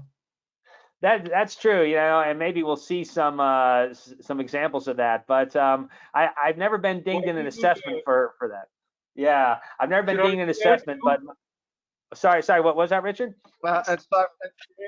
No, it's not me, Corey. I'm sorry. I think we have somebody hacked into the chat. Okay, no problem. Go ahead, no problem. continue. Should I keep going? I just kicked him out. Okay, Yeah, no problem. All right. Corey, I like how you crouch a lot. That's a good way to run on the line. Yeah, you should do that for everybody. Yeah, thank you. I do appreciate that. The Power Squad has gotten quite popular. Sorry, Richard. I thought that was you. My apologies. We got. No, it's okay. We got to get serious here. Let me find out who hacked into this because we can't tolerate heckling. You know what I mean? Okay. Yeah. No just problem. Give me a second. I got him. Yep, I just kicked him out. Go ahead. Okay. All right. No problem. Go ahead. Yeah, no problem. So we have the challenging opponent for the ball, the clear attempt to play the ball for a player in an offside position, and we'll look at that. We have an obvious action with impact on the opponent to play the ball, and of course we have hindering, delaying, preventing a defender to play the ball. When you kind of make a screen and there's contact, this can be an interfering with an opponent there. And that's not heckling. That's my son hollering on Fortnite in the background. So don't worry, that wasn't a heckler there. The final consideration is gaining an advantage. So this is when we have a shot on goal and then a save or rebound happens and goes to the offside player. So there are a couple things when we have gaining an advantage. Like I said, first is a shot on goal. Then we have to make the determination, is it deliberate play or deflection? So if it is a deliberate play by the defender, it's not offside. Some considerations we have there for that. The defender goes to play the ball. The defender can see the ball. The defender has full control of his or her body, and there's a high amount of distance and space in between from where the ball is struck to where the defender makes a play on it. I think one important thing here is that we don't bail out defenders for making bad plays. So they have plenty of time, they go up for the header, and the header glances off the top of their head and goes to the offside player. We don't bail out the defender for bad plays. We just have to consider, was it a deliberate play or not? The other consideration is deflection. If yes, it's offside. This is when the ball goes to the player. The defender could be surprised by it, and it's more of a reaction. There's no advanced plan. The defender doesn't have a time to decide what he or she is going to do or can't see the ball, and there's little to no control of his or her body. And finally, of course, shot on goal. Are you sure that did you give your yellow cards to a fan one time and get in trouble? Did you give your yellow cards and red cards to a fan and get in trouble one time? Let me take care of this right now. Hold on, let me take care of this. Yep, no problem. I'll take care of this right now. I'll do this right now. Just give me 1 second. I'm gonna take the screen away from you, Corey, and I really apologize. Yep, no problem.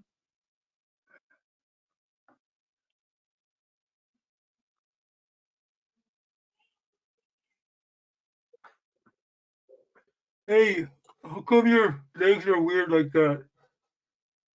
Is that the way you run on the line? Did you kill Michael Kennedy? I'm trying to get rid of this heckler. Hey, Corey, are you in good shape? What's wrong with your thigh there? Why is your thigh so muscular? You work out real hard? Corey, how come you're not answering me? I like you, Corey. You're my favorite AR in the whole world. My name is Greg Barkey. Do you know me? Do you know who Greg Barkey is? Corey, do you know who Greg Barkey is? Are you ignoring me, Corey? Do you know who Greg Barkey is? Corey, do you know who Greg Barkey is? Hey, Richard, what do you want me to do from here? You know who Greg Barkey is, Corey? Corey, Yeah, I Corey. tried to answer this person the best I could with some honest answers, but now they're taking away the experience from everybody else. Hold on. I think you got a good spot here, Corey. Corey, how come you don't talk to me? You used to talk to me all the time when I was your manager. Now you don't talk to me at all. Oh, Greg Barkey. It is Greg Barkey. Oh my gosh. Oh my gosh. I was sweating here. Holy cow. Well, I stopped being manager of assistant referees and you don't care about me anymore. I know. That's how friendship is. Oh my gosh. Oh my gosh. Boy, you have gotten me good. Oh my gosh. Is my webcam still on, by the way, during all that? Yes. Yeah. You got the screen now. Oh my gosh. You're a bit red now, Corey.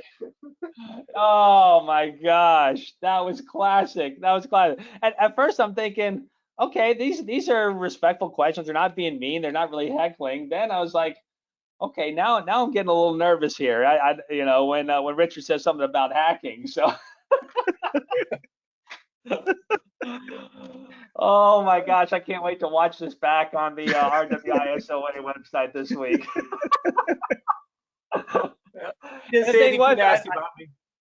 Yeah, no, the thing was I couldn't deny any of the things Greg was saying. You know, I gave the yellow card away to a fan about 6 years ago. My thighs do look very funny in that picture. I do squat down, so I couldn't deny anything that he was saying. Oh my gosh. You enjoy your panel now. Now you can go relaxed. If anything else happens the rest of the evening, then you really know something's bad happening. So yeah, exactly. I'm gonna go jump on Fortnite and play your son right now. All right, sounds good. Thanks, Greg. Okay, enjoy your presentation. Oh, by the way, gosh. anything that Corey says is as good as if IFAB said it. So anybody listening, if Corey says something, it's the same thing as David Ellery or Massimo or anybody at FIFA saying it. So if he says there's gonna be 10 subs tomorrow, there's gonna be 10 subs tomorrow. So now we're at 5, but by the time Corey's done, it's gonna be like 7. He's gonna make it like rec soccer, but anybody who shows up can play. Everybody's got to get play for a certain amount of time. So take care, Corey. I didn't. I forgot I could show you the dance. Oh, you probably could. Yes. Well, I think I can get that up real quick for you. Let me see. Oh, please do. Please do. Please okay, do. hold on. Can you hold get on. the screen again Yes. real quick? Yes. Oh my god. Yeah, load it up right now. I'm still bright red, I'm sure. Okay. I apologize, Corey. No, that's all right. That's all right. We're gonna let the embarrassment continue. This is Corey and family for a trivia night. You have to guess what dance doing. Look up. Come on, everybody. Right there. Oh, looking good. I'm going to sing my song. And boys, sing along. We're going to do the twist. It goes like this. Come on, let's twist again. Let's twist again. All wearing our retro jerseys too.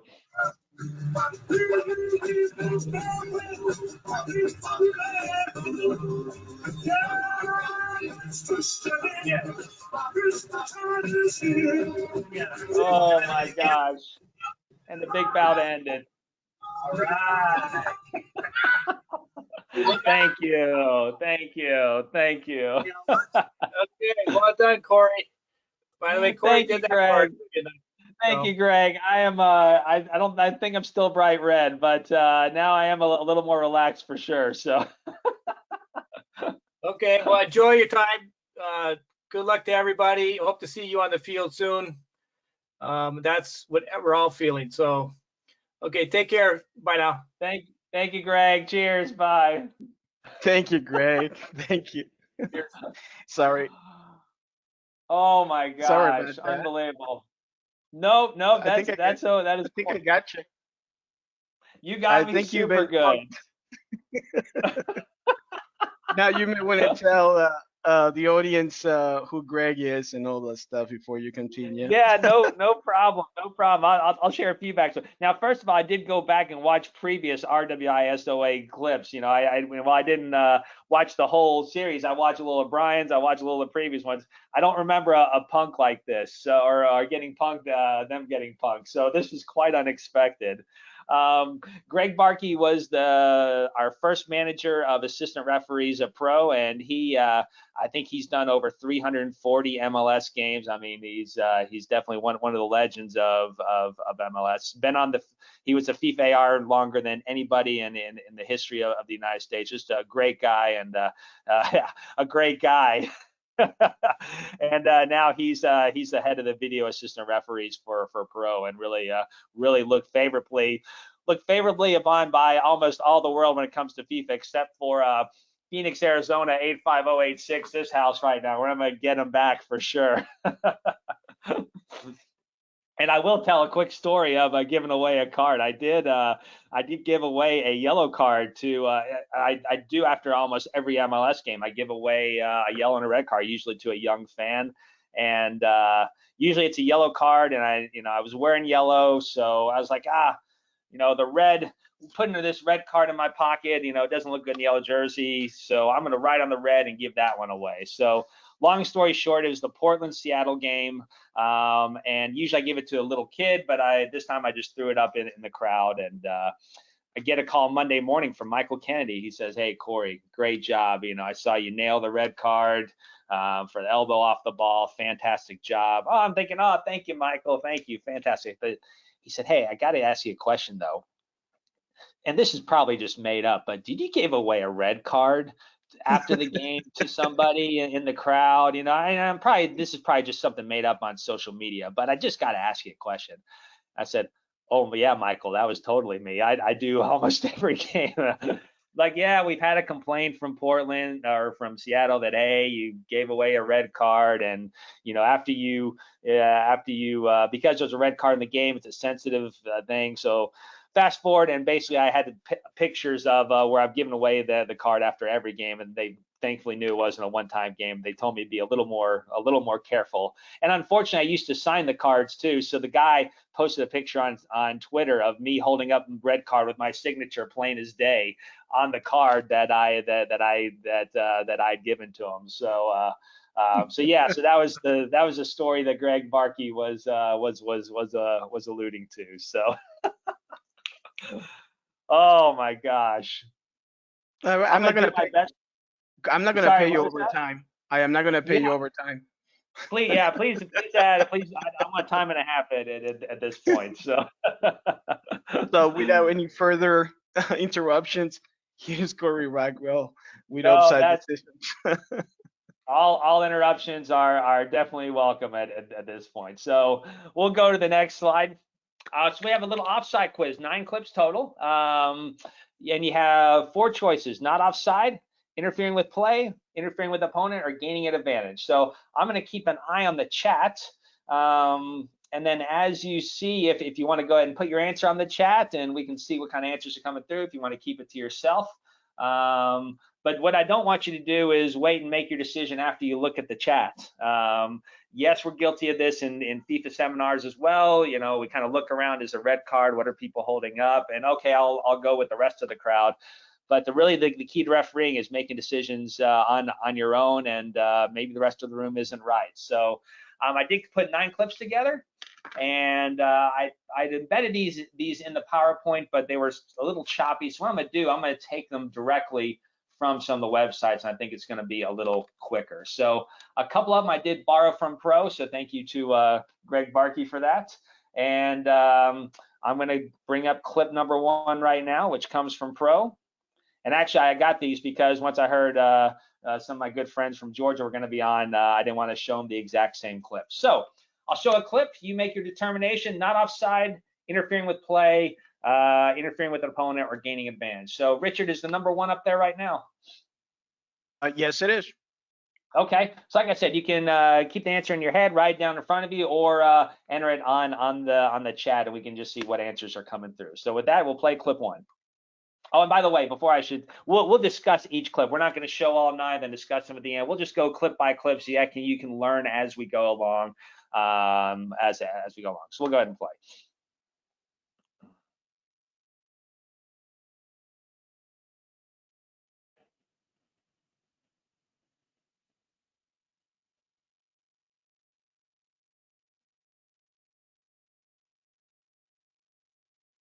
Think about one more replay.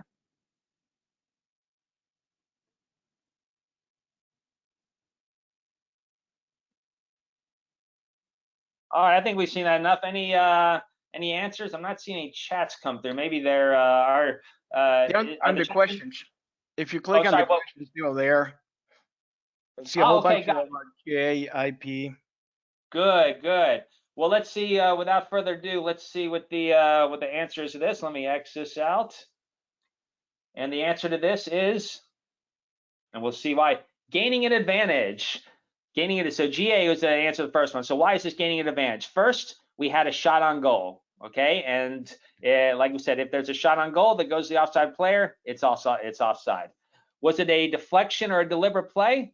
In my opinion, this is a deflection, and if it is a deflection, it's offside. The ball goes to the player, so it's reaction, and there's no advanced plan. Obviously the person can't see the ball. So let's watch it one more time for these elements, and we'll replay it once.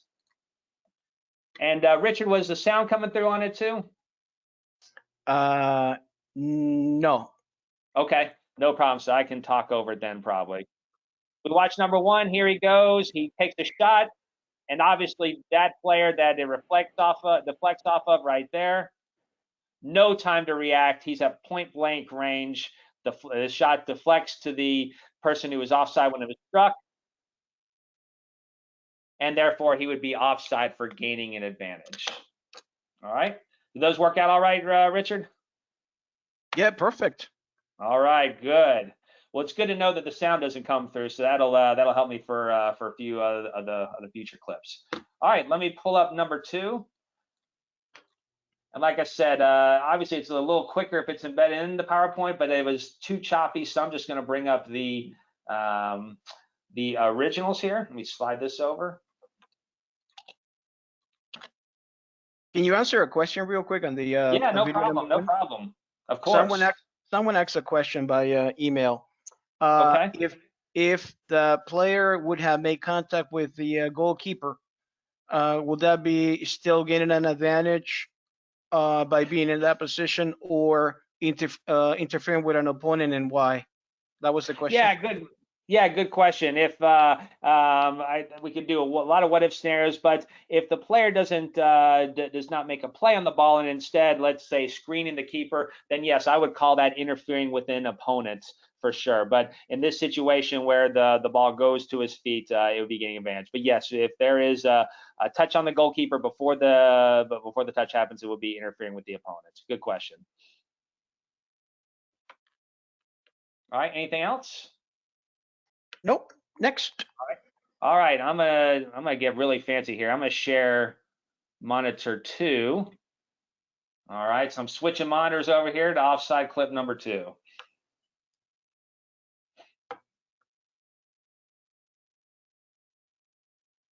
And go ahead and post your answer. All right. We'll go in 3, 2, 1. I'll go back to monitor 1. And we'll see that the answer is not offside. So why is this not offside? We look at the components of gaining an advantage once again. And Corey, what you see. I only see you right now. I don't see your computer screen with an answer. Sorry. Oh, thanks for the heads up. Let me try it again. All right, can you see my presenter view right now? No, I only see you still on my computer. I don't know. Reg, Yes, do you see? I do. I do see the There answers. it is. Okay. Okay. Is this good? Yep. All right, sorry, I'll try to get a little cleaner with my technical. See, and if we would have thrown Kahoot on top of this, it would have been a complete disaster. So I'm glad we're just keeping it to this. So so good. So what you see here on the screen, it is not offside, not gaining an advantage. And what are the considerations here? We look and highlight. It's red. It's a deliberate play by the defender. The player goes to the ball. The player can clearly see the ball. There's control of her body, and there's a high amount of distance and space in between where the play happens and where the defender receives the ball. So maybe we'll look at that one more time. And I lost go.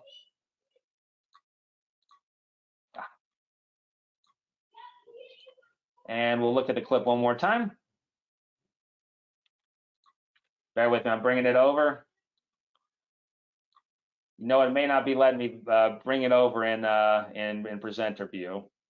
So I'm gonna get a little better at this. Let me end slideshow, bring it over.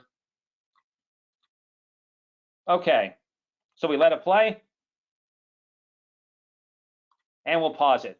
Tons of space. I mean, this is 25, 30 yards in between where the ball is played and where that defender is. Okay, there's no doubt she's in offside position. Does she make a good play on the ball? No, she doesn't make a good play on the ball. But like I said, we do not bail out the defender for making bad plays on the ball. She had the time, and this met all the criteria for a deliberate play and not a deflection. Any questions on that one? I don't see any questions on that one.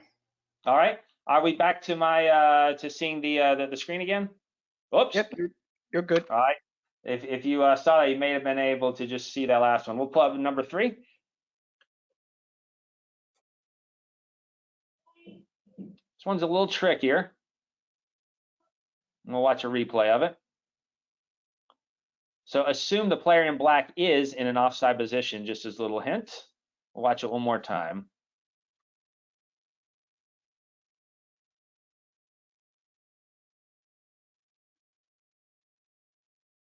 All right, mark your answers.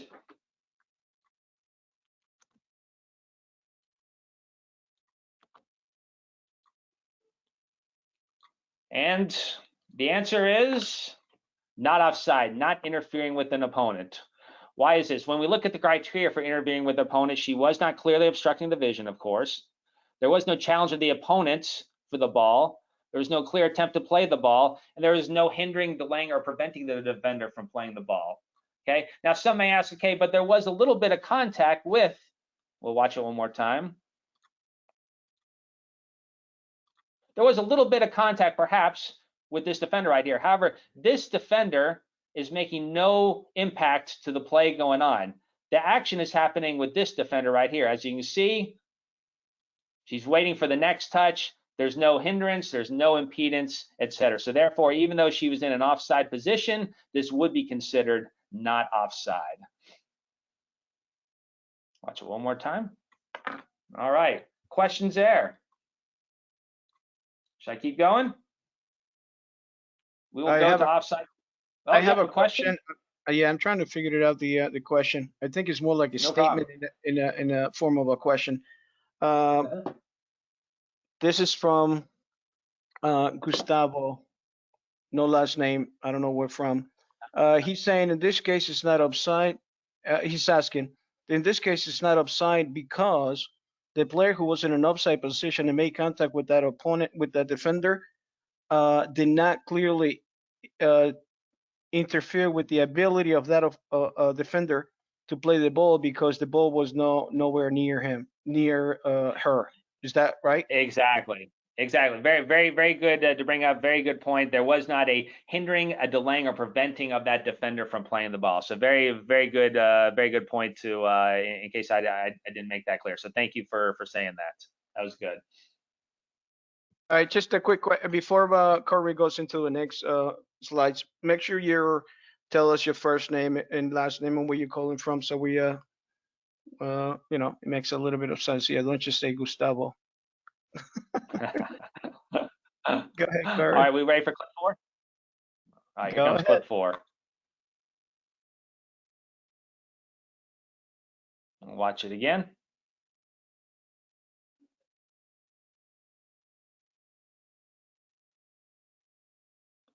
And it's not easy to see. I'll give you a little clue to what it is, but there is a touch on the defender there. So some people that miss it don't see that touch right there. So with that, make your decision. And I may have given away the answer a little bit. I'll move this out of the way. The answer to clip 4 is gaining an advantage. So this is one where we look at the considerations, once again, for gaining an advantage, whether it's deliberate play by the defender or a deflection. And of course, we see the defender, it was a deflection. The ball goes to the player. It's not the defender going to the ball. And there's no advanced plan. There may be his control of the body, but literally the space between the defender and the play is probably 1 meter or less. So in this case, it would be a deflection. All right, we got 4 more clips. Yeah, Richard, you got something? Yeah, Corey, no question. No question. Just someone is saying if you can maximize the PowerPoint when you're showing it. Corey, Okay, yeah, no problem. Happy to do that. So on that question? I do. Brian Dunn does. So Corey, on that play, yeah, on your slide, it says gaining an advantage off a shot on goal. Now that guy wasn't taking a shot; he was making a pass. So wouldn't it be more of interfering with play rather than gaining an advantage? Yeah, good point. I think with these, Brian, these are a few of the considerations. So when it's a shot on goal that's parried to the side, for example, to an offside player, then it would be the gaining an advantage. The other example would be deliberate play versus the deflection. So I didn't put my PowerPoint quite. I should have made that distinction, but it's maybe 2 separate considerations for gaining advantage, either a shot on goal or it's just deliberate versus deflection. Okay, sounds good. Yeah. So thanks for asking that, because some others may have been thinking that as well. Got it. All right, we'll go to clip 5.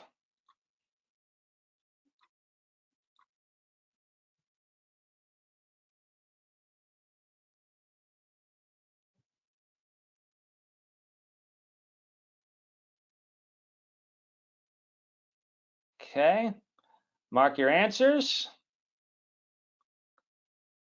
And we'll have a look at that, and we'll go and give you some time with that. Enter your answers on chat.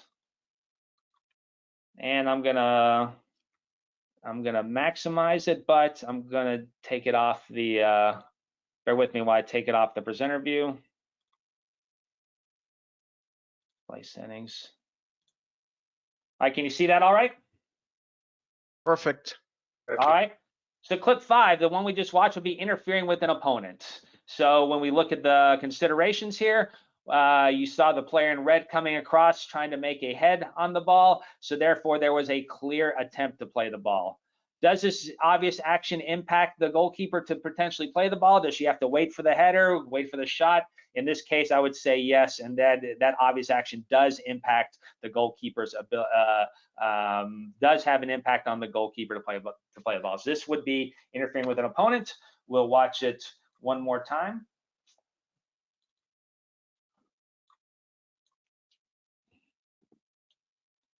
So the cross comes, you'll see she definitely jumps up in the air trying to head it. And there's even some, you can even argue here, it's a little,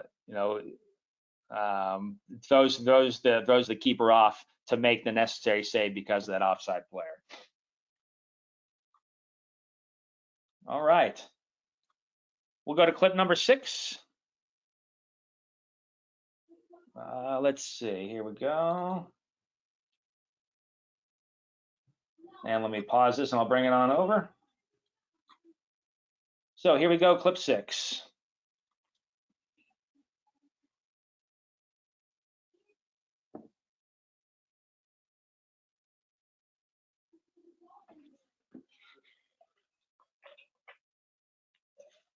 I think some of you are answering you're putting your answers in already. And that should be a pretty good clue right there. So I don't know if we need to watch it again with this in mind. So finish up your answers. And we'll reveal the answer is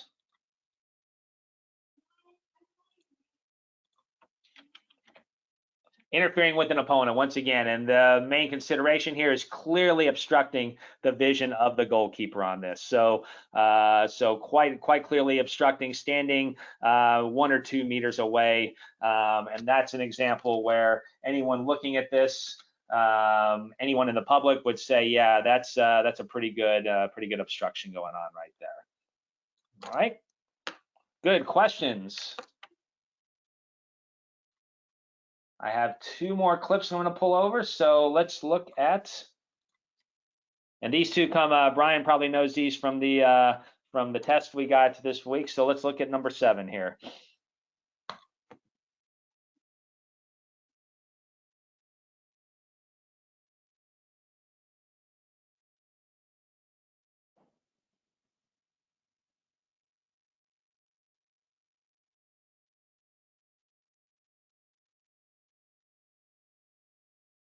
Okay, mark your answer.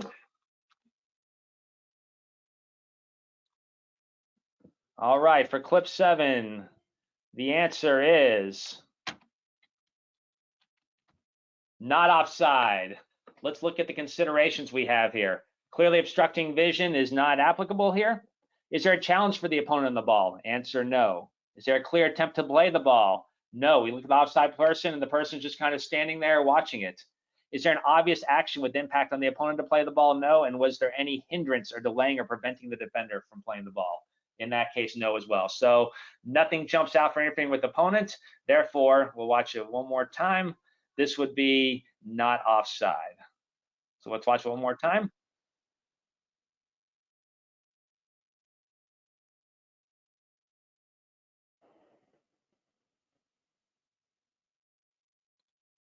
There's the offside player, a couple meters away from the defender. No real push to make a play on the ball. Defender's completely unobstructed to make a play.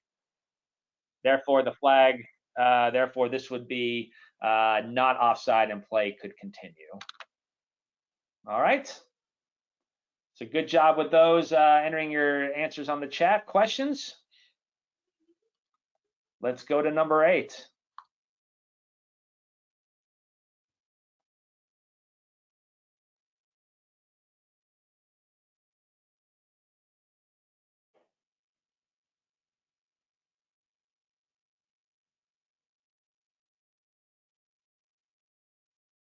All right, enter your answers there. This one's a little tougher. We'll come and watch that again. Get your answers in, and we look at clip 8. The answer is interfering with an opponent. So what do we see here? Obstructing the vision, not applicable. Challenging an opponent for the ball, kind of there. But the main thing that really comes out here is hindering, delaying, preventing the defender from playing the ball. So this is a little different from the clip we saw earlier where the person was quite far away from the ball. Let's watch this one more time. Watch it on the big screen. And watch very carefully.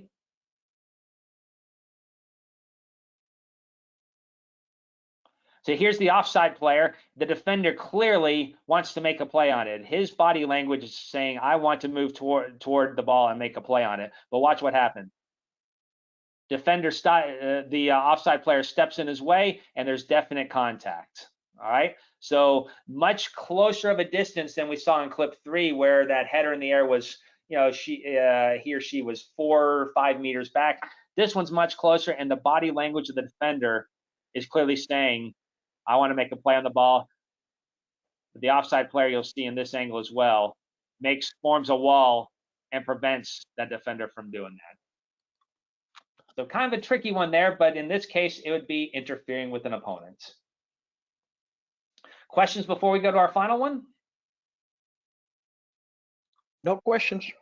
All right. Well, I wanted to end on a doozy that Brian and I got a few weeks ago, and like I said, I wanted to change it up for my buddy Andy that's on the line. So let's have a look at this one.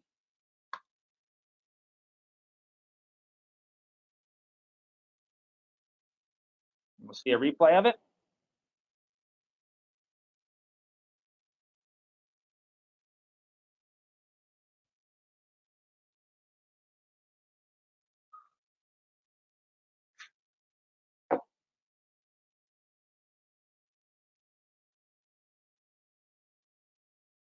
All right, answers on this. We'll give you 3, 2, 1. The answer, not offside, not interfering with the opponent and not gaining an advantage. Let's talk through this one a little bit. So this is not a save from a shot, not a deflection. It's a deliberate play by the defender to trap and touch with no pressure. All right, so when we look at the potential criteria for gaining an advantage, doesn't mean anything from criteria standpoint of gaining an advantage. Let's look at interfering with an opponent. Is that person that's offside clearly obstructing the vision? No. Is there a challenge of the opponent for the ball? No. Well, yes, but it doesn't have to happen until after 2 defender touches. Is there a clear attempt to play the ball by that person? No. You'll see the ball come across. He's lazily walking back on the field. Is there an obvious impact on the opponent to play the ball or any hindrance, delaying, preventing the defender to play the ball? No. So let's watch that one more time. We'll talk it a little bit through.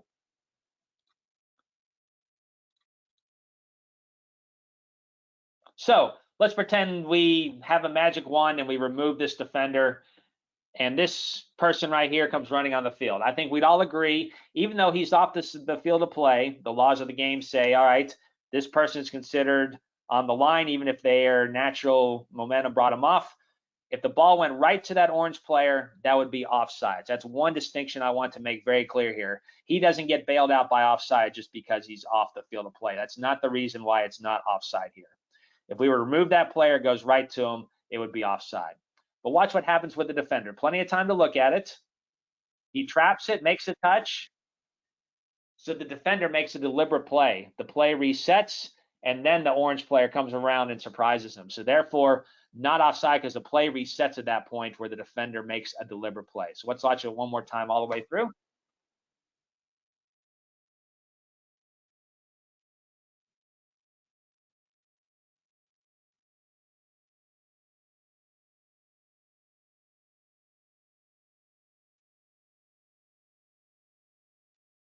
Like we said, offside if he receives this directly.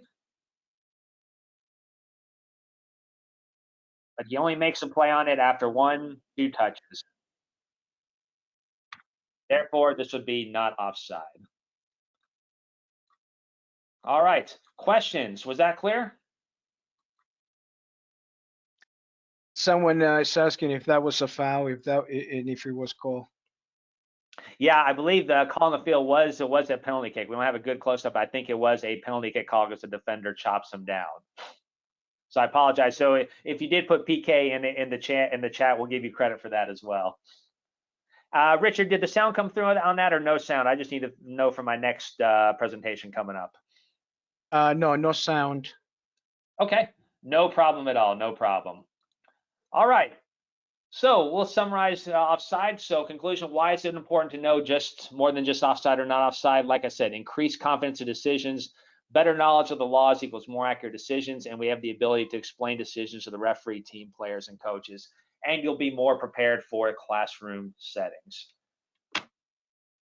That is all for offside. So Richard, thank you for convincing me to keep this topic on there. Hopefully that gave some distinction between the considerations for offside. And if there are no questions, or we can save questions at the end, I can go right into communication if you like. Someone asked a question by email. Yeah. Can you share with the group, one or two tips on how to and some of those plays are so quick. How do you keep your focus and concentration to make that decision that quick? Yeah, definitely difficult, and we'll talk a little bit about this in communication. But having the touch points and the communication with the referee is important, and that goes for if you have the referee communication system or not. With this, if there's any doubts and a goal results in it, obviously stand in attention, have a face-to-face conversation, really sort out what you have. In fact, we have a good example where we see this happen, where the referee calls an offside, they talk to the referee about it, and they wave off the offside. But what really keeps the communication, really, that's one of the reasons I love blowing the whistle on the referee. And as Richard showed some footage earlier, is that I get to watch play a lot. As an AR, unfortunately, we miss a lot of a good game because we're having to watch that second to last defender really concentrate so hard on that, so that we are ready for these difficult situations. So we miss a lot of good soccer when we're online as an assistant. And unfortunately, Brian and I, when we're running line, a lot of the play we're seeing is in the peripheral vision versus us being able to watch the play directly. So that's really one key aspect of focus, is that, hey, we miss a lot of a good game as an assistant referee because we are so focused. I have a question from Jonathan, California. How do you communicate, obviously over the communication system? How do you communicate when you have a player and an offside position who has become involved with active play? Yeah. But you as an AR don't have the last touch. Yeah, good question. In other words, a player who's in an offside position becomes involved with active play, right? And Yep. you as an AR don't know who played the ball last.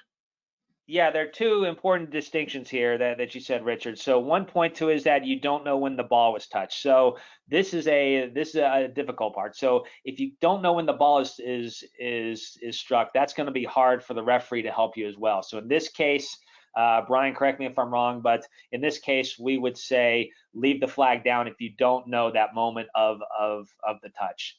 Now, if there is a situation where you're not sure of the involvement, one thing we'll communicate to the referee is we'll say, I have position, and then the referee can make the determination of involvement if he or she is closer to it than we are, or can make a determination. But when we don't know the touch and where that's pretty much 90% or 98% on the referee, the advice would be to not guess when the touch was made and to leave a flag down and keep going. Brian, anything you want to add to that, or did that answer pretty well? That was very well. Sorry, Corey, I stepped into the room for 1 minute to go grab something, and I didn't hear what you said. Apologize. No worries. No worries. No, we're just talking about how we communicate to the referee if there's a player potentially in position, but we don't know exactly when the touch is. And I pretty much just said, hey, that's where we just have to leave it down if we miss the touch for some reason. There's little communication we can do other than say position if we need help with some involvement. 100%. When the ball's first played for me, I'll say, like, nine's in an offside position. And this way it gives the referee, as soon as that touch happens, he has the other piece of information if I didn't see it. So then communication comes back from the referee whether to pop the flag or not right away. Yep, exactly. Any other questions? All right. You're good to go. Sorry, Richard. No, you're good to go. All right. Should I jump right into the next presentation? And how am I doing on time, by the way? Whenever you feel like going home, we it's all on you. I promise you, nobody else is coming in to interrupt you. Sounds good.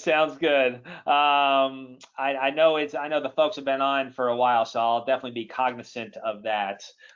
Just very quick background is that Tori Penzo had me asked me to do a presentation on referee team communication. So this will be rolling out soon, and you all are getting your first preview of it. You all are getting your customized look at it. There is a version that Tori has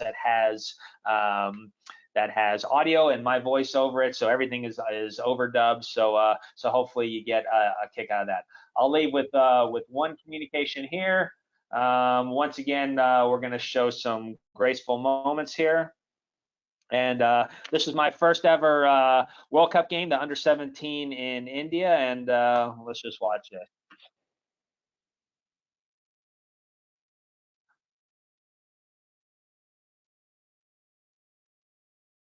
So why am I putting the flag on, you may ask?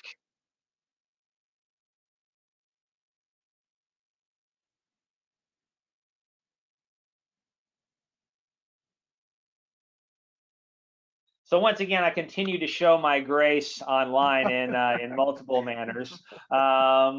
Jair happened to be the center referee for both of these games where I fell, and instead of Jair asking, Corey, you okay? You know, oh my gosh, what happened over there? Jair's first reaction is, why does this always happen to me? Why does it always happen when you're on my line, Corey? You're breaking corner flags and falling over like this. So credit to Jair. I love working with him, but yeah, his first reaction was just like, will you get up and get back to refereeing the game? So anyway, with that, we'll go into referee team communication. I'll fast forward here. Agenda, we'll talk about the importance of communication, the importance of a good pregame, the core of communication. And I did this presentation whether you have communication devices or not, but as communication devices become more prevalent and cheaper, I think we're going to see these more and more often. So for those that haven't used communication devices, this will give you, some tips for where you do use them for the first time. So why is this important? The importance of communication, more tools available to us. The college game demands improved referee teamwork. The use of communication devices has evolved in advance. Sorry, I just had a flashback of Barkey coming in again, but but the core principles remain. It starts with the pregame and it goes good eye contact for 90 minutes. Those core principles remain whether you have electronic communication devices or not. Have a solid pregame, have good eye contact for 90+ minutes. So we're not going to go into this because I didn't know whether we'd have a Zoom session or chats, but just think to yourself, what was the best pregame you ever heard? How did it make you feel after you heard it? What were the memorable points? How long was it? And did it add value to the game? And when I asked this to a group in Alabama, I thought I would heard, oh, the best pregames are the shortest ones, but it's actually the opposite. The ARs that are working with the referee for the first time, they enjoy hearing a very thorough pregame. It's not about reading the laws of the game or in the college case, the rules to them, but it let them know what was special about the referee's game, what their expectations were. And we'll talk a little bit more about pregame. And we also, I have on there, we have the best and the worst pre-games, so the worst pre-games, some of the feedback I got, take some time to think about it. And obviously don't do that for your pre-game, but I think the one we hear quite often is you take offside and I get everything else is one of the more famous pre-games of past, but hopefully we don't hear that as much anymore. So what are pregame questions I want to know as an AR? So I think of things, what should I do if I'm 100% sure you missed the throw-in call in your quadrant? I'll ask the referee, do you want me to just mirror you and make you look good? Or do you want me to hold the signal, give you some kind of hidden signal on that the throw is going the other way? If it's communication devices, I'll of course come on and say, hey, I got red, even though you're showing white. I'll ask you, do you want me to come out and mark the ball in the wall for fouls close to me in my quadrant, or are you always going to take the wall for fouls close to me? What do you want me to do on PKs? You want me to put the flag up? You want me to beep you? Do you want me to say keeper, keeper, keeper? What do you want me to do on PKs? And by the way, I'm very happy to see that the new laws of the game for 2020 and 2021 say that the AR does not necessarily have to put the flag up for PK encroachment anymore. I'm very relieved to hear this. And finally, and I just noticed something. I think I have transitions on, so let me just turn this off. I think my audio might be going in the background. So let me turn off the timings. There we go. Sorry about that. I was wondering why it was scrolling on its own, and that was the reason why. You can see that okay, Richard? That's perfect. Okay, good. Thank you. And then what communication, if we do have electronic devices, What does the referee want during the game? Alan Chapman may want something, as Brian knows, where he doesn't like a lot of the cheerleading that other referees may like. Ricardo Salazar, who we heard earlier, you could talk to him about whatever you wanted to during a game. You could keep him. The more you could keep Ricardo laughing during a game, it sounds funny, but the more focused he was during the game. An example of a pregame were expectations about the game and team dynamics. I always emphasize eye contact, and this is me giving a pregame to my ARs. What are the teams we have? What did they do last time they matched up? What does it mean to the standings? I emphasize eye contact. I emphasize how we're going to do communication during the game. I'm going to give them eye contact. I'm going to give them hidden signals, etc. Offside decisions, I'll emphasize wait for involvement and be 100%. If you're not sure, let it keep going. For throwing decisions, I'll go over what help I will give to the ARs and what to do in my quadrant.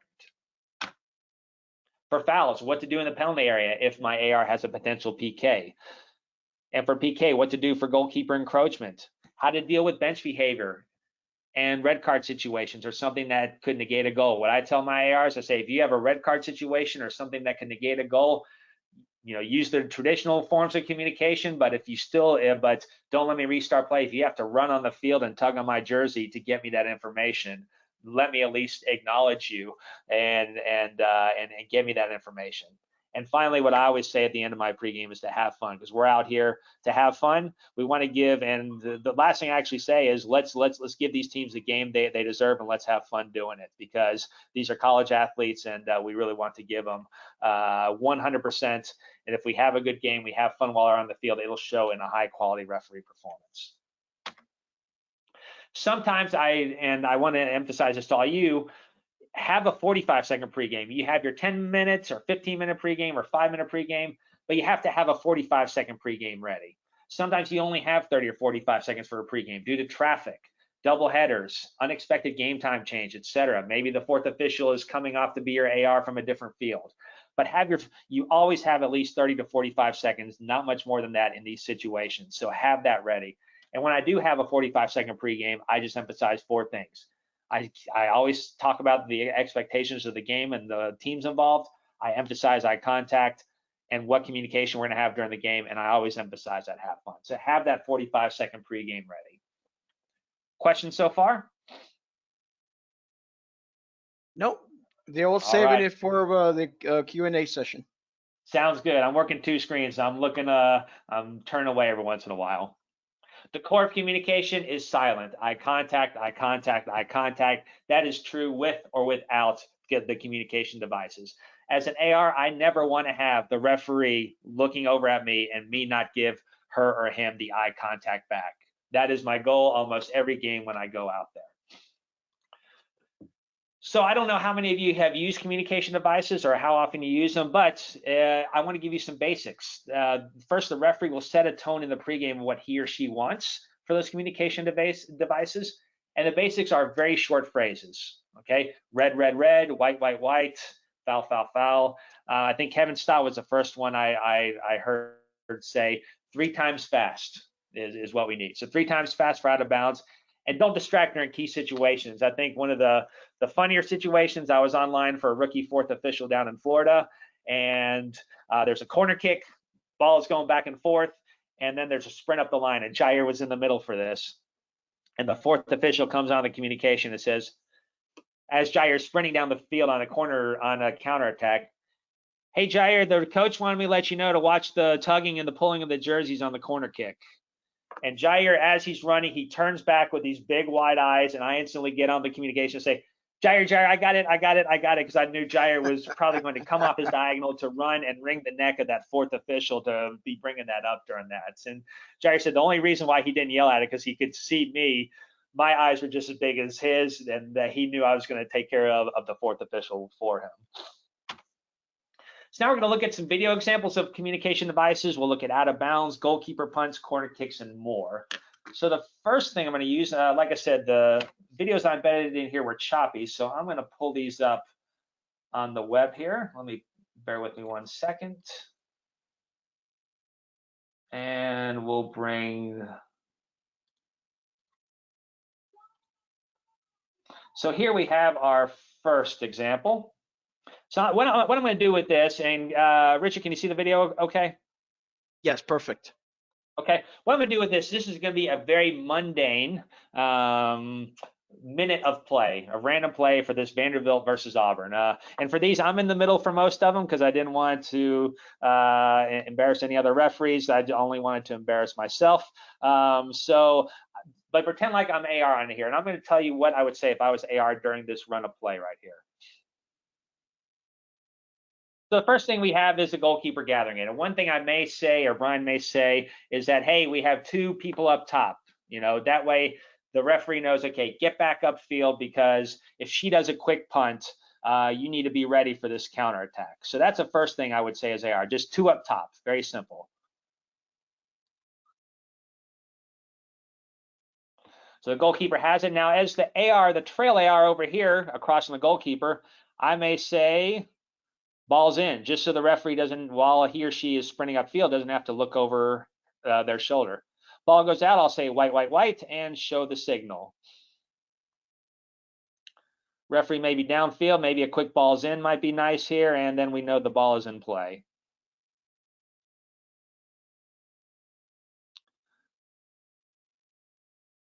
I'm staying quiet because as an AR, there's really nothing to stay at this point.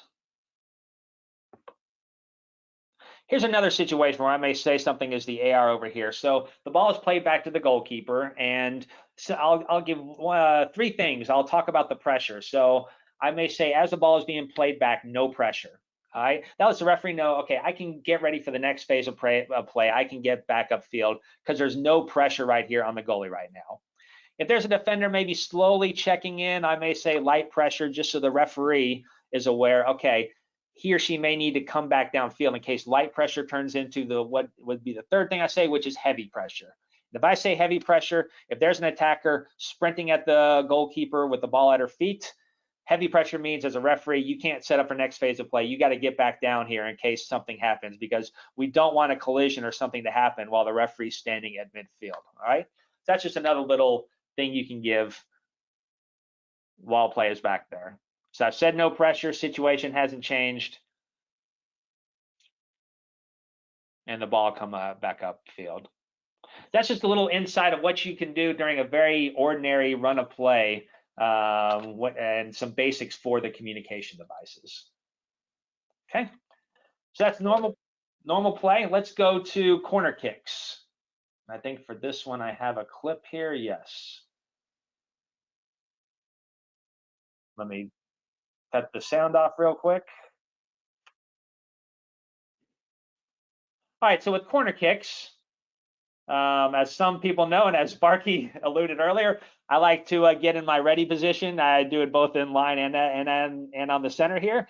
So I want my focus to be in this mix of players right here, okay? So one thing the trail AR can do is let me know when the ball is in play. There are two things that AR can do. She can let me know, okay, the run up of play and when the ball is struck for the corner kick. And I don't have to look over there and miss something where the action's going to happen. So you see where my gaze is. I've given a pregame that the AR is going to let me know what happens. And just as she runs up to it, she's going to go and touch. And touch means ball is in play. So here we go. And touch. And I know the ball is kicked. And I can keep my focus the whole time on the 14 plus players in the middle of the mix here. Very simple. And why do I say and touch? Because you don't want to stop play as the corner kick taker is about to run up and kick it in case you have some holding or pulling. That's just let the referee know, here it comes. And touch, you see I'm looking at it the whole way because my AR is letting me know when that ball is taken. Now the same is also true on free kicks as well. I'll show an example of a free kick. Let me bring this on over. So the same can be done on free kicks as well. We have a free kick here in front of the benches. Sound off here. I'll set the ball or set the location approximate, but there's a lot going on right here, right? So the ball is going to be set. I'll give a look back. Make sure she doesn't bring it too far up. Now I'm going to look at this mix of players right here. And my AR is going to do the same thing she would on a corner kick. Let me know when the run up is and let me know when it's struck. So I can focus on these players. And touch, ball's in play. I can stay focused on what's going on. Questions so far on some of these basics? Is this new information, stuff you're already doing, or something you're looking forward to doing? Someone asked a question on that clip. Yeah. Since there was some stuff going on in the penalty area, if you were AR1, would you tell the referee, I got the ball, or something similar? Yeah, absolutely. Great point. So you can definitely say that, and then you also say, hey, have a word with number 8 and number 6, for example, if you think I need to stop play. But yeah, one can watch the ball, and then we can have the AR and/or fourth official watching that action in there. So good question. Any other questions? No, they're saving it for the Q&A. Okay, perfect. So next communication clip has to do with the fourth official. I don't want to forget about fourth officials here. And this, we have a tackle right in front of the benches. And I come on the mic very quickly and say foul, foul, foul. And we have a stop clock. So one thing I want to emphasize, when you have a clock stoppage, you don't have to rush anything. You don't have to say, hey, you must do this, referee, you must do this. We have the very quick foul, foul, foul. You can see me walking over as a fourth official to assess the injury, and I say, hey, there's some cleat marks on her leg. So I'm replaying it in my mind, and then I call the referee over. I say, hey, let's talk about this. Let's get out of the way, and we have a face-to-face conversation. Now, this is something where you don't need to have communication devices to do this. Okay, I said foul, foul, foul, but when I don't have communication devices, I just tell the fourth official, hey, act like you're blowing a whistle as a fourth official if you have a foul. I'll give you eye contact, and I'll know you would call it if you were in the center. So you don't have to have communication for the fourth official to be involved in foul situations like this. So even though we have communication devices, I say, okay, I look at it. Kevin Terry Jr. comes over. He looks at it, but he was obstructed. And we talk about it. Play stop. We don't have to rush anything. Kevin and I talk about it, and we say, you know what? For me, that's a yellow card. It was late. It was a little high, and I think number whatever it was needs a yellow card. So Kevin off camera, after we talk about it, does show the yellow card, and we take care of it. So the fourth official is definitely a key member of this communication channel as well. So let's go to another clip. Speaking of benches and communication, let me fast forward this a little bit.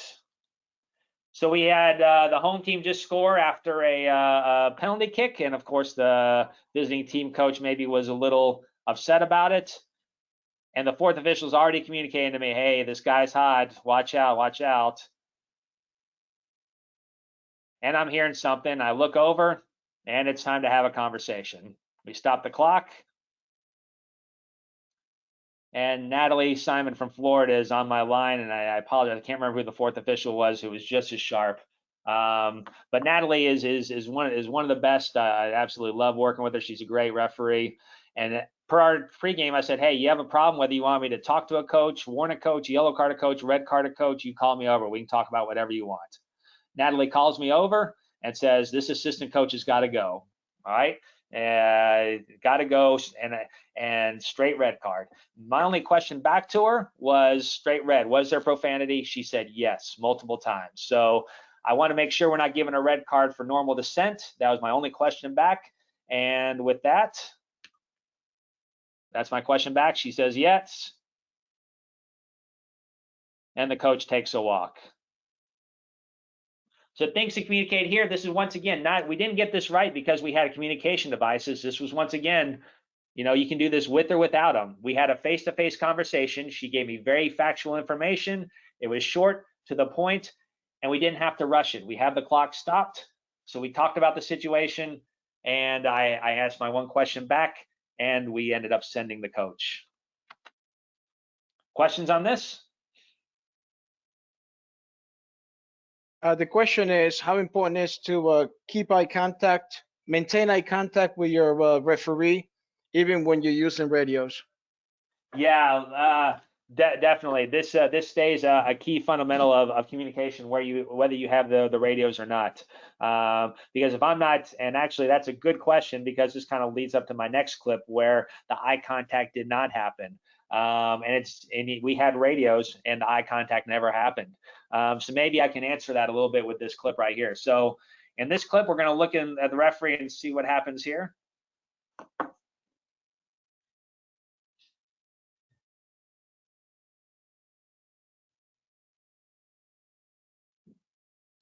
So there are two decisions here, right? We have a potential dog show situation, and we have a potential was it a PK inside or outside situation, all right?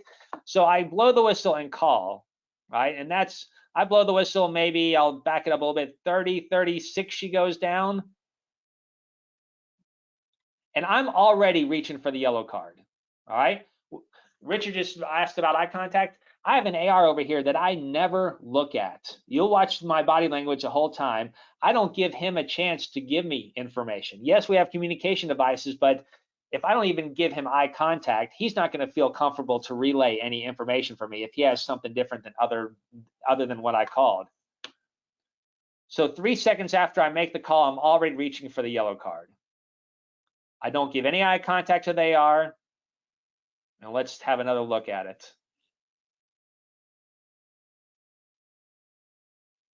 And as you can see, that is 100% dog show situation, should have been a red card.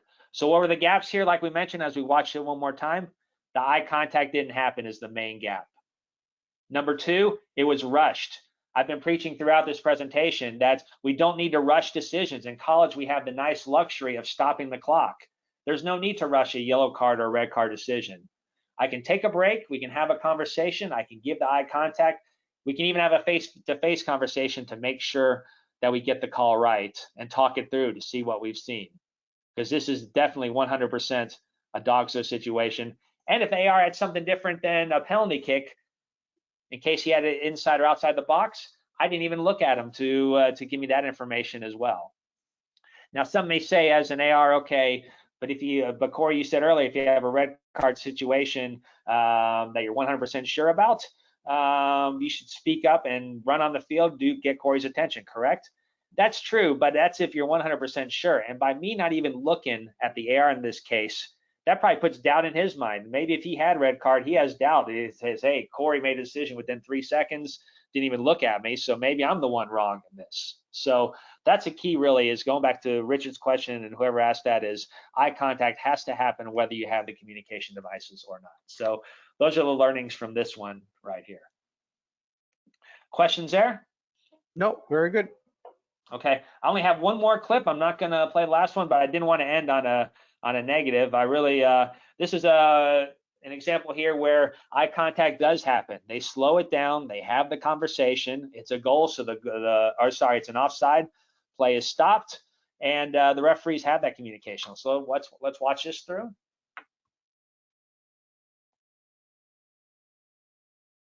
Referee flag goes up.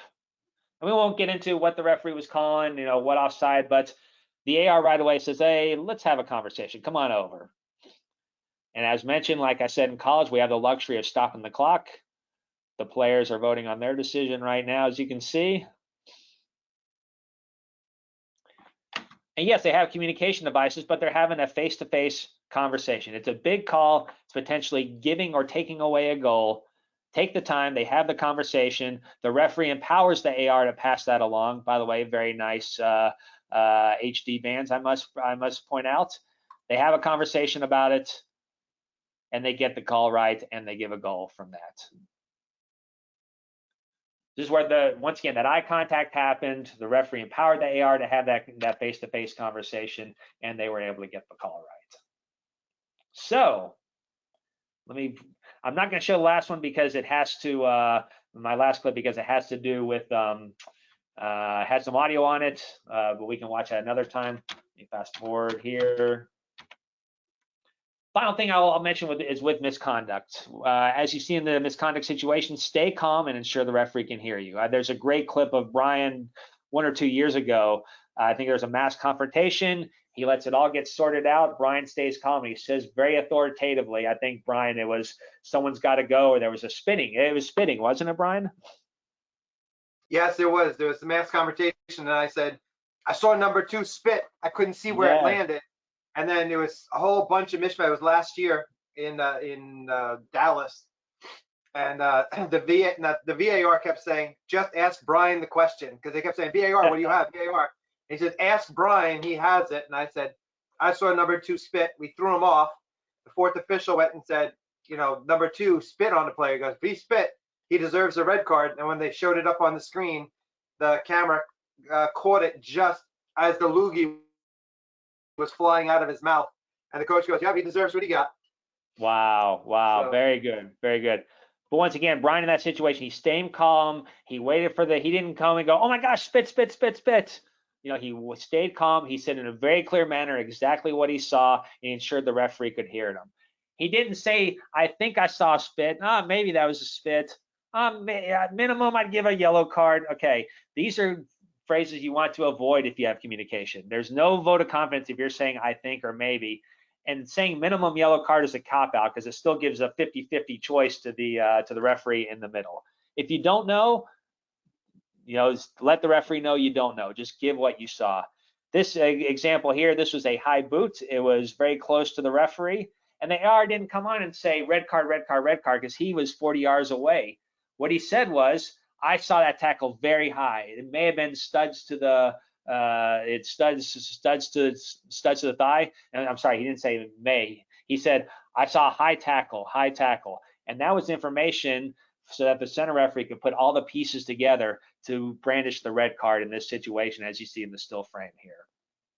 Of course, to the last bullet point, if you're certain, if it happens right in front of you, if you're 100%, red card, red card, red card, yellow card, yellow card, yellow card, then as a referee, go over and say, okay, what did you see? You know, whatever the case may be. So those are some basics of communication. And just to reemphasize, we have more tools available to us, and the college game demands improved referee teamwork. The use of communication has evolved in advance. Some of this stuff I've talked about, we didn't do 2 or 3 years ago. It just really, it continues to evolve every year. We think of new tips or tricks, and those are shared, and referees like it, assistant referees like it, and we copy it and we bring it into our game. So this continues to evolve, but the core principles remain. This has not changed. It starts with a good pregame, and it continues with good eye contact for the entire 90 minutes. So with that, I thank you for your time, and I'm going to turn screen sharing off if I can. Is that did that Great. work? Or am I still screen sharing? You're still screen sharing, but if you don't mind going back to that clip in Florida. Let's see, which one Somebody's was asking a it? question.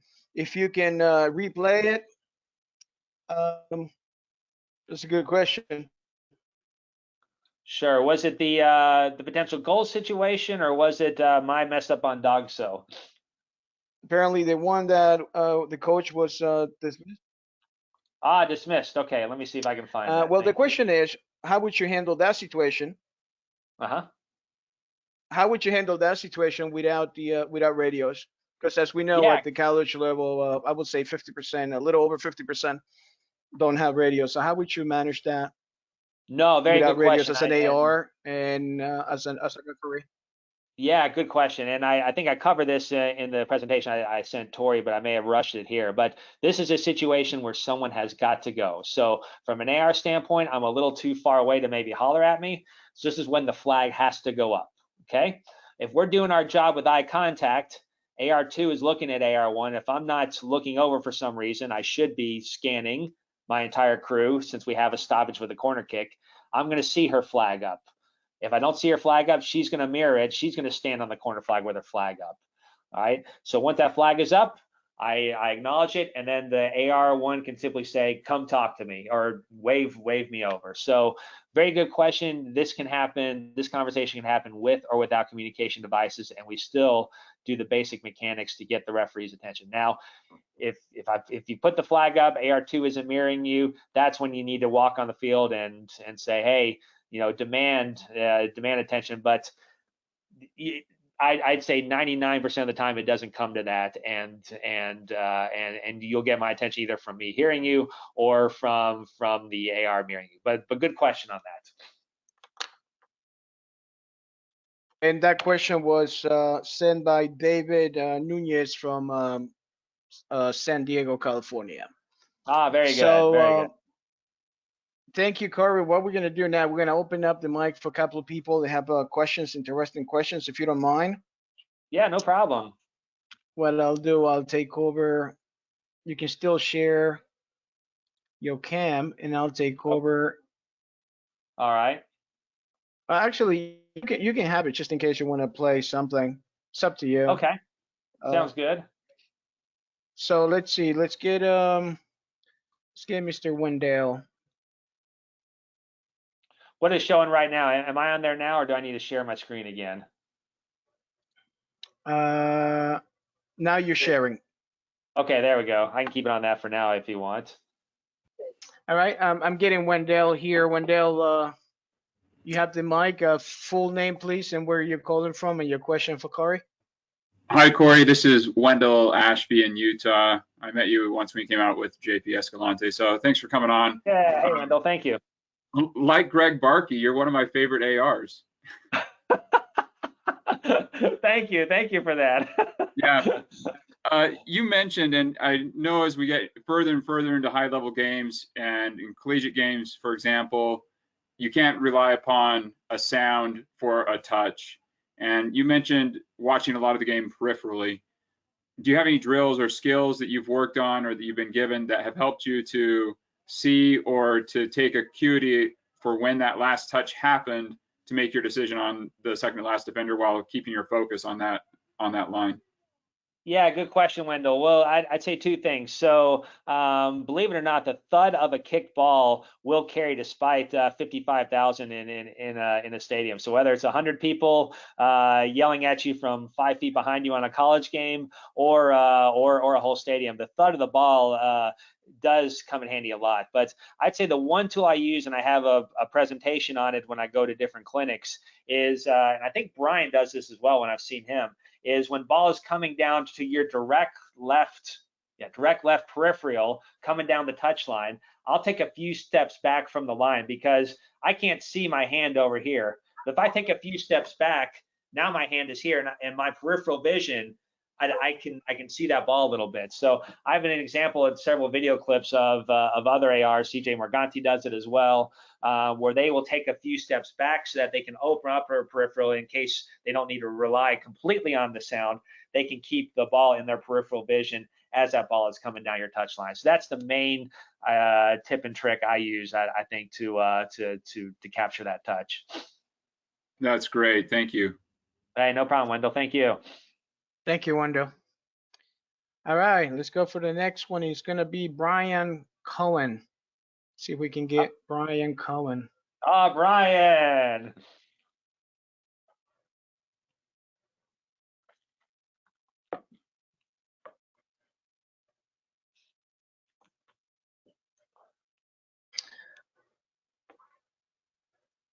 Brian. Okay, let's go to the next one. Brian, are you there, Brian? Yeah, I am here. There he is. Can you tell everybody where you're calling from and your question for? I'm calling from Robbins, Iowa, and I've watched you in the middle and on the line. And one thing I want you to maybe tell some younger referees or give them some tips on how quickly you have to process. You know, you're slowing down this video and we're looking at it 2-3 times. Give them some tips on how to process quicker. Yeah, boy, that's good question, Brian, and great to hear your voice, by the way.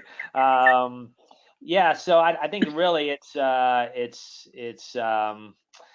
we have to make quick decisions, especially offside. I know Brian and I wish we could have a VAR in our eyes but before we make a decision. But we really have to break it down. And really, it's it's like taking a set of Polaroid cameras when I'm on Polaroid shots when I'm online. It's taking those frames, and then when that ball is last struck, what did that frame look like? and that's what I base my offside decision on. You know, even in live play, I break it down in a series of frames. In the middle, it's a little bit of the same thing. If we're thinking yellow card or red card, for example, look at the dog show clip that we showed before. That was one where the snapshot didn't happen. In live play, it seemed very fast, but the snapshot didn't happen properly there, and that's really what it is. Just breaking the play down into a series of snapshots, and then once you do make a decision, if there is misconduct, like I said, you know, talking to someone and not rushing it too much if you do have the luxury of stop time. But good question. Thank you, Brian. All right, let's go for the next one. It's going to be Sam. Let's see if we can get Sam here. Sam, how are you? Hey, Rich, how are you? Good. Full name and where you calling from? It's Sam July. I'm actually the chapter president for New York Metro. Hey, Brian, how are you, man? Hi, Corey.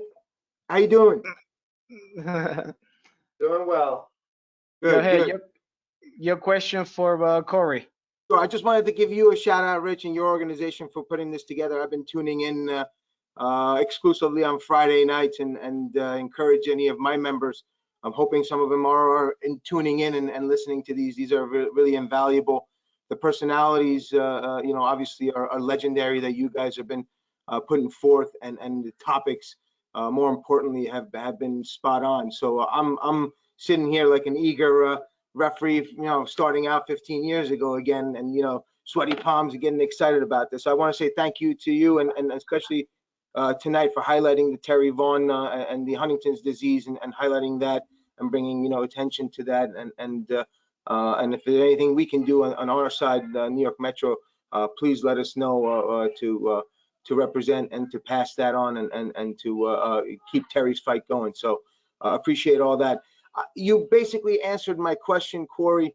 I just wanted to know, because as a referee, for me, you know, with the new advent of the offside rule, and Brian can certainly attest to this, I find that the most difficult thing to cover is the deflection versus the deliberate play, the communication aspect of it, not the identification of it necessarily, but the communication aspect of it. And I feel like, you know, a lot of times we talk about don't rely on the communication, but the communication has kind of become second nature with referees. And as we keep on going, technology gets better.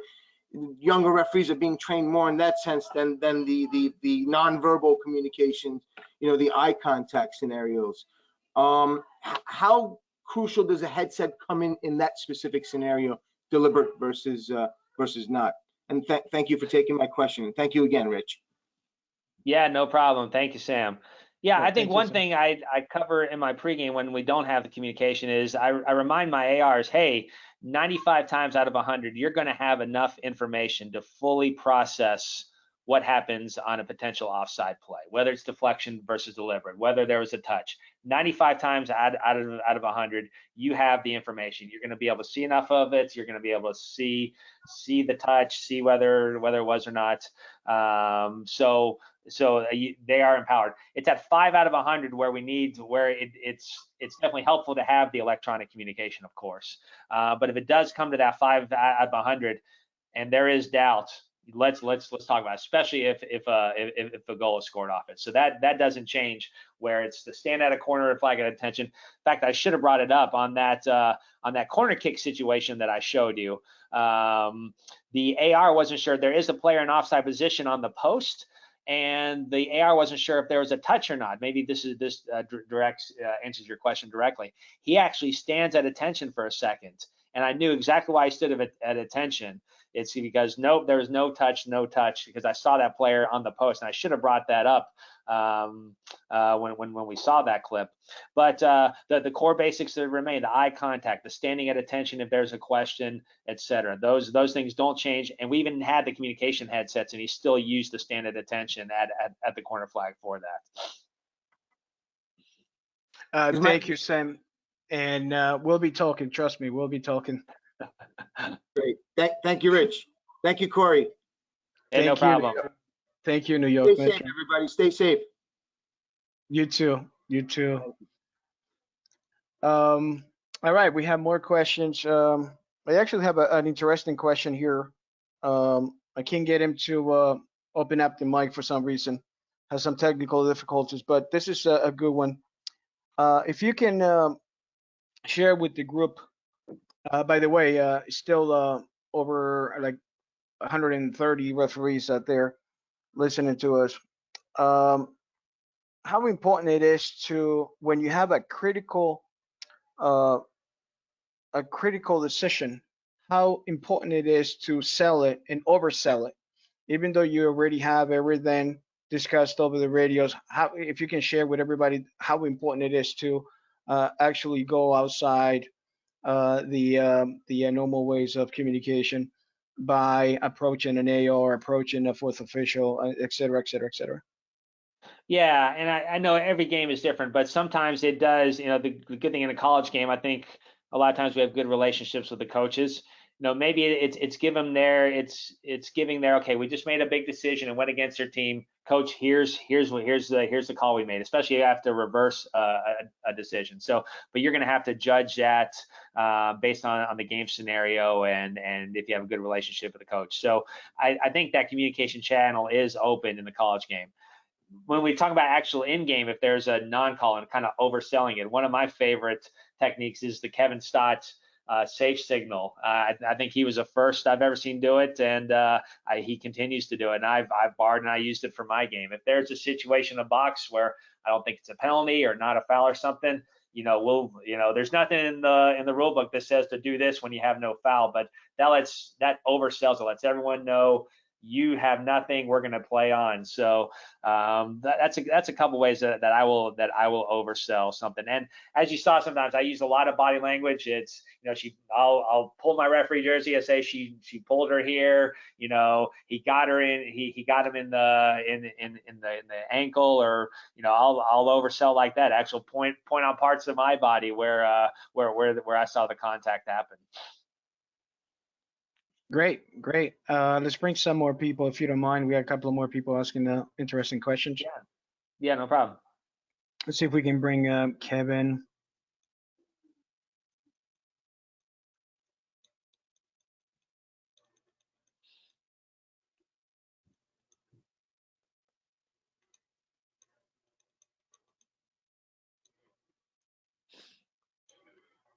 Yes, hi, Kevin. You have the mic open, full name and where you're calling from, and your question for Corey. Awesome. This is Kevin from Florida, and thanks, Corey, so much for your time. I really appreciate it. Hey, no problem. I was just really interested in any tips you have for ARs and positioning to keep up with play and to stay right on top of like those close offsides decisions, because one step too far ahead or one step too far behind could totally change your view on close calls.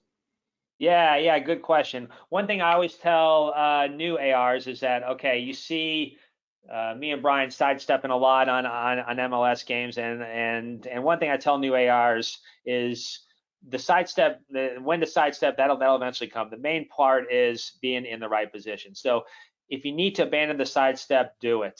Just turn the body. It's more important to be in line with the second to last defender or the ball and running versus saying, okay, well, I'm going to sidestep and make sure I face the field all the time. I see a lot of new referees think they have to sidestep all the way up and down, which I did the same thing. I definitely did that.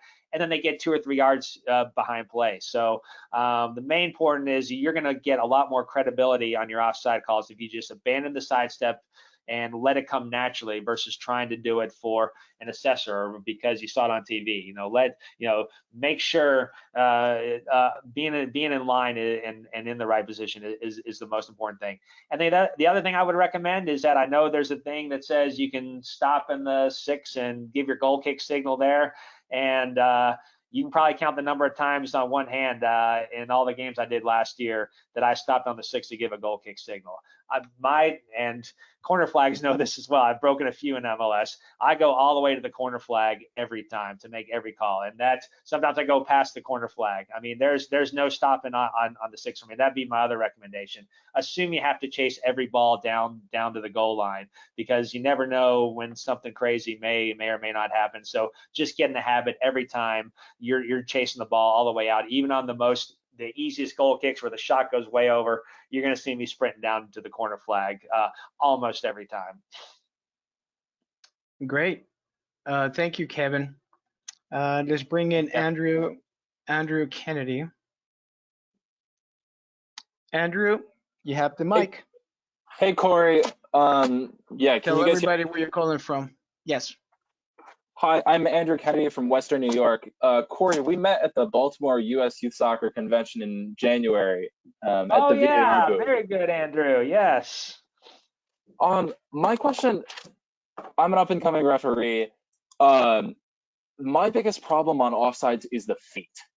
I remember doing that green light, red light, swipe the hand, peripheral vision test. Yeah. And my question was, how long did it take for you to get so that, especially on these quick attacker running towards the goal, defender running away from the goal, how long did that take for you to be able to get that snapshot so that you could not only see the torso of the body, because that's where I'm at, but also check where the attacker's legs are versus the defender's legs are, and any tips on how to get there faster? Yeah, I don't have any good, real good tips on how to identify that. When I started out, it was always about the torso, and if the torsos were even, you could let it go. Or I actually started when even was offside, so I could say, hey, if the torso's lined up, it was easy to put my flag up. So start with the torso. To your point, once you get down to the finer points where you think you can hone in your AR skills enough to know whether it was the back heel that kept the person off. I mean, one thing that I'll just reemphasize here is that I'm not going to quote the exact stat, but I think Greg Barkey brought in a speaker once, or Paul Rogier brought him in once, and it pretty much said most of the time when the referees think on close decisions that it was an offside decision, it's usually that back heel keeping them on. That 8 or 9 times out of 10, keeping the flag now would have been the right decision.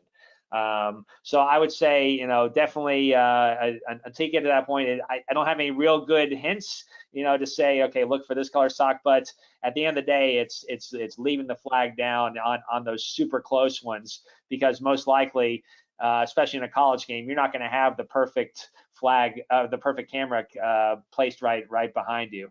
But keep that in mind. Most of the time, there is that ankle that could hold them on. So keep the flag down. Brian, I don't know if you want to add anything to that. I don't know if I answered that well.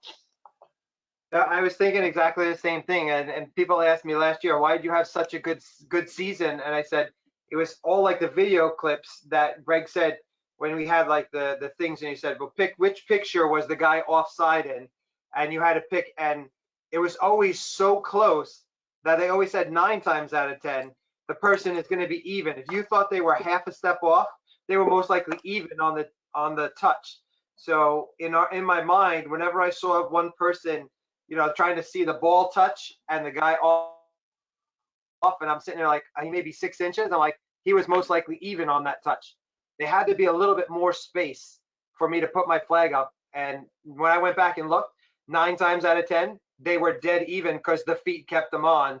Where in live play, they looked like they were 6 inches off. But because it was so close, I left the flag down, and it ended up being dead even. So in the college game, just like Corey was saying, for me, if you're seeing it like an inch or 2 inches, 3 inches, a half a foot, most likely they were even. You're better off leaving the flag down, because no one's ever going to come back to catch that exact moment that ball was touched with the perfect camera angle to say the guy had his big toe offside. Mm-hmm. Sounds good. Thank you, Andrew. Thank you, Andrew. Thanks, Andrew. Hey, good to hear you again, Andrew. All right. This is a good time for this question. How important it is to, when you're not 100% sure, to keep the flag down? Yeah, I mean, when I first started in MLS, when not every game was recorded back in 2000, or not every game was on TV, you would rarely you'd get a slap on the wrist for I'm trying to think how to phrase this. You get a slap on the wrist for leaving the flag down incorrectly on the situation that led to a goal. However, if you took the ball out of a net, and I don't know if this is true or not, but I heard at one point an assistant referee got there used to be these things called VCRs where you'd put a tape in. And from what I heard, an AR took a ball out of the net incorrectly, and there's a rumor that they were mailed a VCR tape that just said "Y" on it, ? And it was a clip of them showing the person was onside, and that we took away a good goal. So yeah, so for what it's worth, and I think those are the ones that keep me and Brian up at night when we do make those mistakes. We don't want VAR to bail us out. We want to get them right, and when in doubt, keep it down for sure. Great. We have a question from Anna from Iowa. She's having problems with the mic, and the question has to do with as an assistant referee, as an AR1, the majority of college games, especially the JUCO and D2s and D3s, don't have a fourth official. Can you share with the group 2 or 3 tips on how to manage coaches' irresponsible behavior? Yeah, that's a tough one, especially with no fourth official. That's why I know Brian and I really enjoy getting our AR2 assignments in MLS. All we have to do is concentrate on offside the whole game. No, but good question. I mean, a lot of it is going to come with experience, and one of the reasons why I think I do a lot better in MLS now is because the coaches know me. So the more you can get over there as AR1 and have the coaches knowing your face is really going to help a lot. The familiarity concept is very big in college. As far as how to deal with them, your first priority remains always the play on the field. But if it gets to the point where that coach or that bench personnel is distracting you from focusing on what's on the field, you got to put an end to it. And I'm not one to say, I only call the referee over, someone's got to go. If I need the referee's help to say, talk to this person, they're annoying me, give this person a card, whatever the case may be, get it stamped out right away, because if you don't say something about it, then it's going to continue on. But that's the thing, determine what's how you want to deal with it, the good cop way or the bad cop way. That'll come with experience, but at the end of the day, it can't distract you from what's going on the field. And once it crosses that line, that's when you got to put a stop on it, try to do it yourself, or call the referee over for that additional help. Great, thank you. And let's bring in the final question. All right. And I'm going to bring someone from across the pond, if you don't mind. No problem. Someone that you know very well. From Serbia. That's the I guess I just gave it away. And he happens to be one of our future presenters. So I saw that. I'm looking forward to tuning in for that. The mic is open. Hi, hello. Hey, Dalibor. My friend, my big friend, Corey. How are you? Good to hear your voice, and I'm glad you're back in your home country and not in all the parts of the world you've been seeing. Yeah, first of all, good morning, because in the survey now is early morning, 3:36 a.m. But never mind. For me, it's very exciting to hear your presentation. It was really good. Oh, thank you. Close to perfect, because we all the time want to be close to perfect. Yeah. Absolutely. Very Corey, kind. I think you're being punked again. Also, big hello for Roger, and thank you for your really big job. What you did for the refereeing in USA, really, and you still a young man, I'm very happy about that. And I have one short question.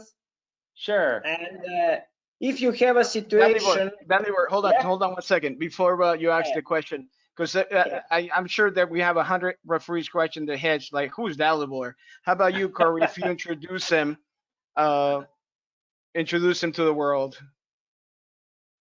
Yeah, I'm a referee, assistant referee from Serbia. And maybe you know the Mažić team. We refereed the 2 World Cups, 2014 in Brazil and 2018 in Russia. Also, we refereed the Champions League final 2018, final Confederation Cup 2017, Super Cup Europe 2016 final game, and etc. etc. Yeah, it was a good time. Now I'm before the COVID, of course. I was 2 years in Saudi Pro Saudi Referee League, and also I'm assistant referee and AVR in Serbia League, and that's it. That's it. That's it. Just that's it. Look at that. Look at that. Not so bad. Not so bad. Not so bad. After that portfolio, you're just saying that's it. My gosh. So we got world class referees here. Thank you for being part of the webinar. Now, Dalibor. Yeah, and the floor I'm is honored yours. to hear those words, Dalibor. Yeah. Thank you. Really, for me, it's really pleasure to follow you, because I tried also to follow the whole webinar session. It was very good, and especially for the young referees. And I try to follow what is the difference between the college game and of course the pro level, because I will have some presentation, I think so, maybe for the 2 weeks for the mental preparation, and I want to compare some for the big game and some from the maybe a little less. But you know, for me is the last game for us is the most important. Yeah. If you miss something in the last game, nobody care about you what you did in the past, for sure. Yeah. Because of that, for us is the most important the next game, and I think so that if you do something good, nobody care about the referees. But if you miss something in the morning in the newspapers or on the TV, everybody speak about the refereeing. But yeah, it's our life. It's a normal. Yeah. Well My said. question for Well you, said. my friend. Yeah, my question is the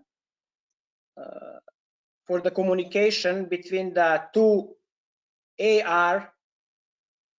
If you have a situation, I think so that we spoke about that in Russia many times, because in the high level of the football, when we have a situation for the most difficult for the assistant referee, when we have a long pass, maybe about 50 meters or 60 meters, yeah, we have a really 50-50 chance to make the decision, the right decision, of course. Right. And do you use sometimes, if you have a communication system, help for another assistant referee? It means that maybe when is the player touch the ball, your colleague from another side maybe say something, because that's my question. Did you have that situation in your game? Yeah, good question, Dalibor, and maybe I'll answer one way first. Is that he mentioned the last game is really the only one that matters to us, and I was asked on the pro Q&A call a couple weeks ago, hey, what was your most important, biggest game? And it was obviously several people said World Cup, but my answer was the 3-3 game Philadelphia versus LA. That was the last time I was on the field. If I don't get on the field again for one reason or another, I get injured. Coronavirus lasts another 12 months. For me, that was the biggest game. We came off on a great refereed game. There were beautiful world-class goals. And yeah, World Cup was obviously one of the biggest highlights of my career. But as far as the most important game, like Dalibor said, it's funny he said that because he probably didn't hear my answer. But my most important game was the last one I did for sure. That's what I'll be judged on, and that's what I'm very proud of. So I'm glad you brought that up, Dalibor. The second question about can the AR help on those long 50, 60 meter passes? We haven't come up with a way to do it during dynamic play. But during static play, if you, I'm glad you brought that up. If there's a free kick coming in, that's the other reason why hearing touch on the mic is a benefit. Not only will it help the referee know when the ball is in play, but it can also let the AR, the lead AR, know when that ball was struck so that he or she can make that offside decision. So we haven't done as much while play is going on, Dalibor, but I'm glad you brought that up because on those long kicks from quite a distance away where so many people are in the wall, it's a very close decision. That's the other reason why saying touch can be such a big help to them for the offside decision. And thanks so much. So good. I'm honored that you attended this, and I will definitely attend yours in a couple weeks, Dalibor. Yeah, thank you for your answer. Say big hello for our friend from Jail, especially. Yeah. Yes, will do. Yeah, stay safe, and I hope so that I'm sure that we will back very soon in the pitch. It's most important. Now it's most important to be good and to be healthy first of all. Thank you very much. Thank you very much. I'm going to sleep now. I have a question for you, Dalibor. I have a question for you. What time is it over there? Early morning. Yeah, you can share. Go ahead. What time is it? 45 minutes past 3. Oh my goodness. Yeah, in the morning. So you've been up all night just to listen to us. Isn't this crazy? It was my pleasure, really. Thank you, my friend. Thank you, my friend. Stay safe. We'll see you in a couple of weeks. Thank you. Yeah, for sure. Bye. Thank you. Isn't this amazing how here we are, and this is for all the people who are still on the call, over 100 people. That the higher you get, the more humble you become, right? And we're talking here with 2 world-class referees. Corey from World Cup and the Club World Cup as well, and everything. Every game that you have a referee, and yet you still have time to come here and spend all this time to share your experiences, and you're happy to do it. It's just amazing, and for Dalibor to stay up. I know what time it was. I just want him to say it. Past 3 o'clock in the morning, just to listen to us. I mean, this is passion. This is what makes us different from everyone else. And absolutely. On that note, I'd like to end it on that note. If you have anything to say related to that, if you have anything to say to the new upcoming referees when it comes to being humble and stay humble throughout their careers. Absolutely. Great final words, Richard. Put perfectly. All right, and being that said, I'm gonna pass it on to Brian. It's time to go home. Corey, thank you for joining us. Everyone else on the webinar, thank you for joining us tonight. We ran very late, but I hope you got a lot out of it. And we look forward to seeing you in future weeks. And thank you, Corey. Thank you very much. Thank you. Thanks for the practical joke too. I can't wait to rewatch that. Sorry about that, but you got punked. That was classic. Absolutely classic. Oh boy. Thank you. Thank you. It's all All about right. having fun anyways. Have a good night. Absolutely. Thank you, Absolutely. Corey. Good night, And for- everyone. Good night, everyone. And for everybody else, join us next week, week 7. We're gonna have angle of view versus distance. What a great topic! And for that, I couldn't find a better referee for that topic. It's Bahamas and Chris Pencil. So join us next week, Friday, May 15, 7 p.m. You can register for that one on our website, rwisoa.org. Anything else, Brian?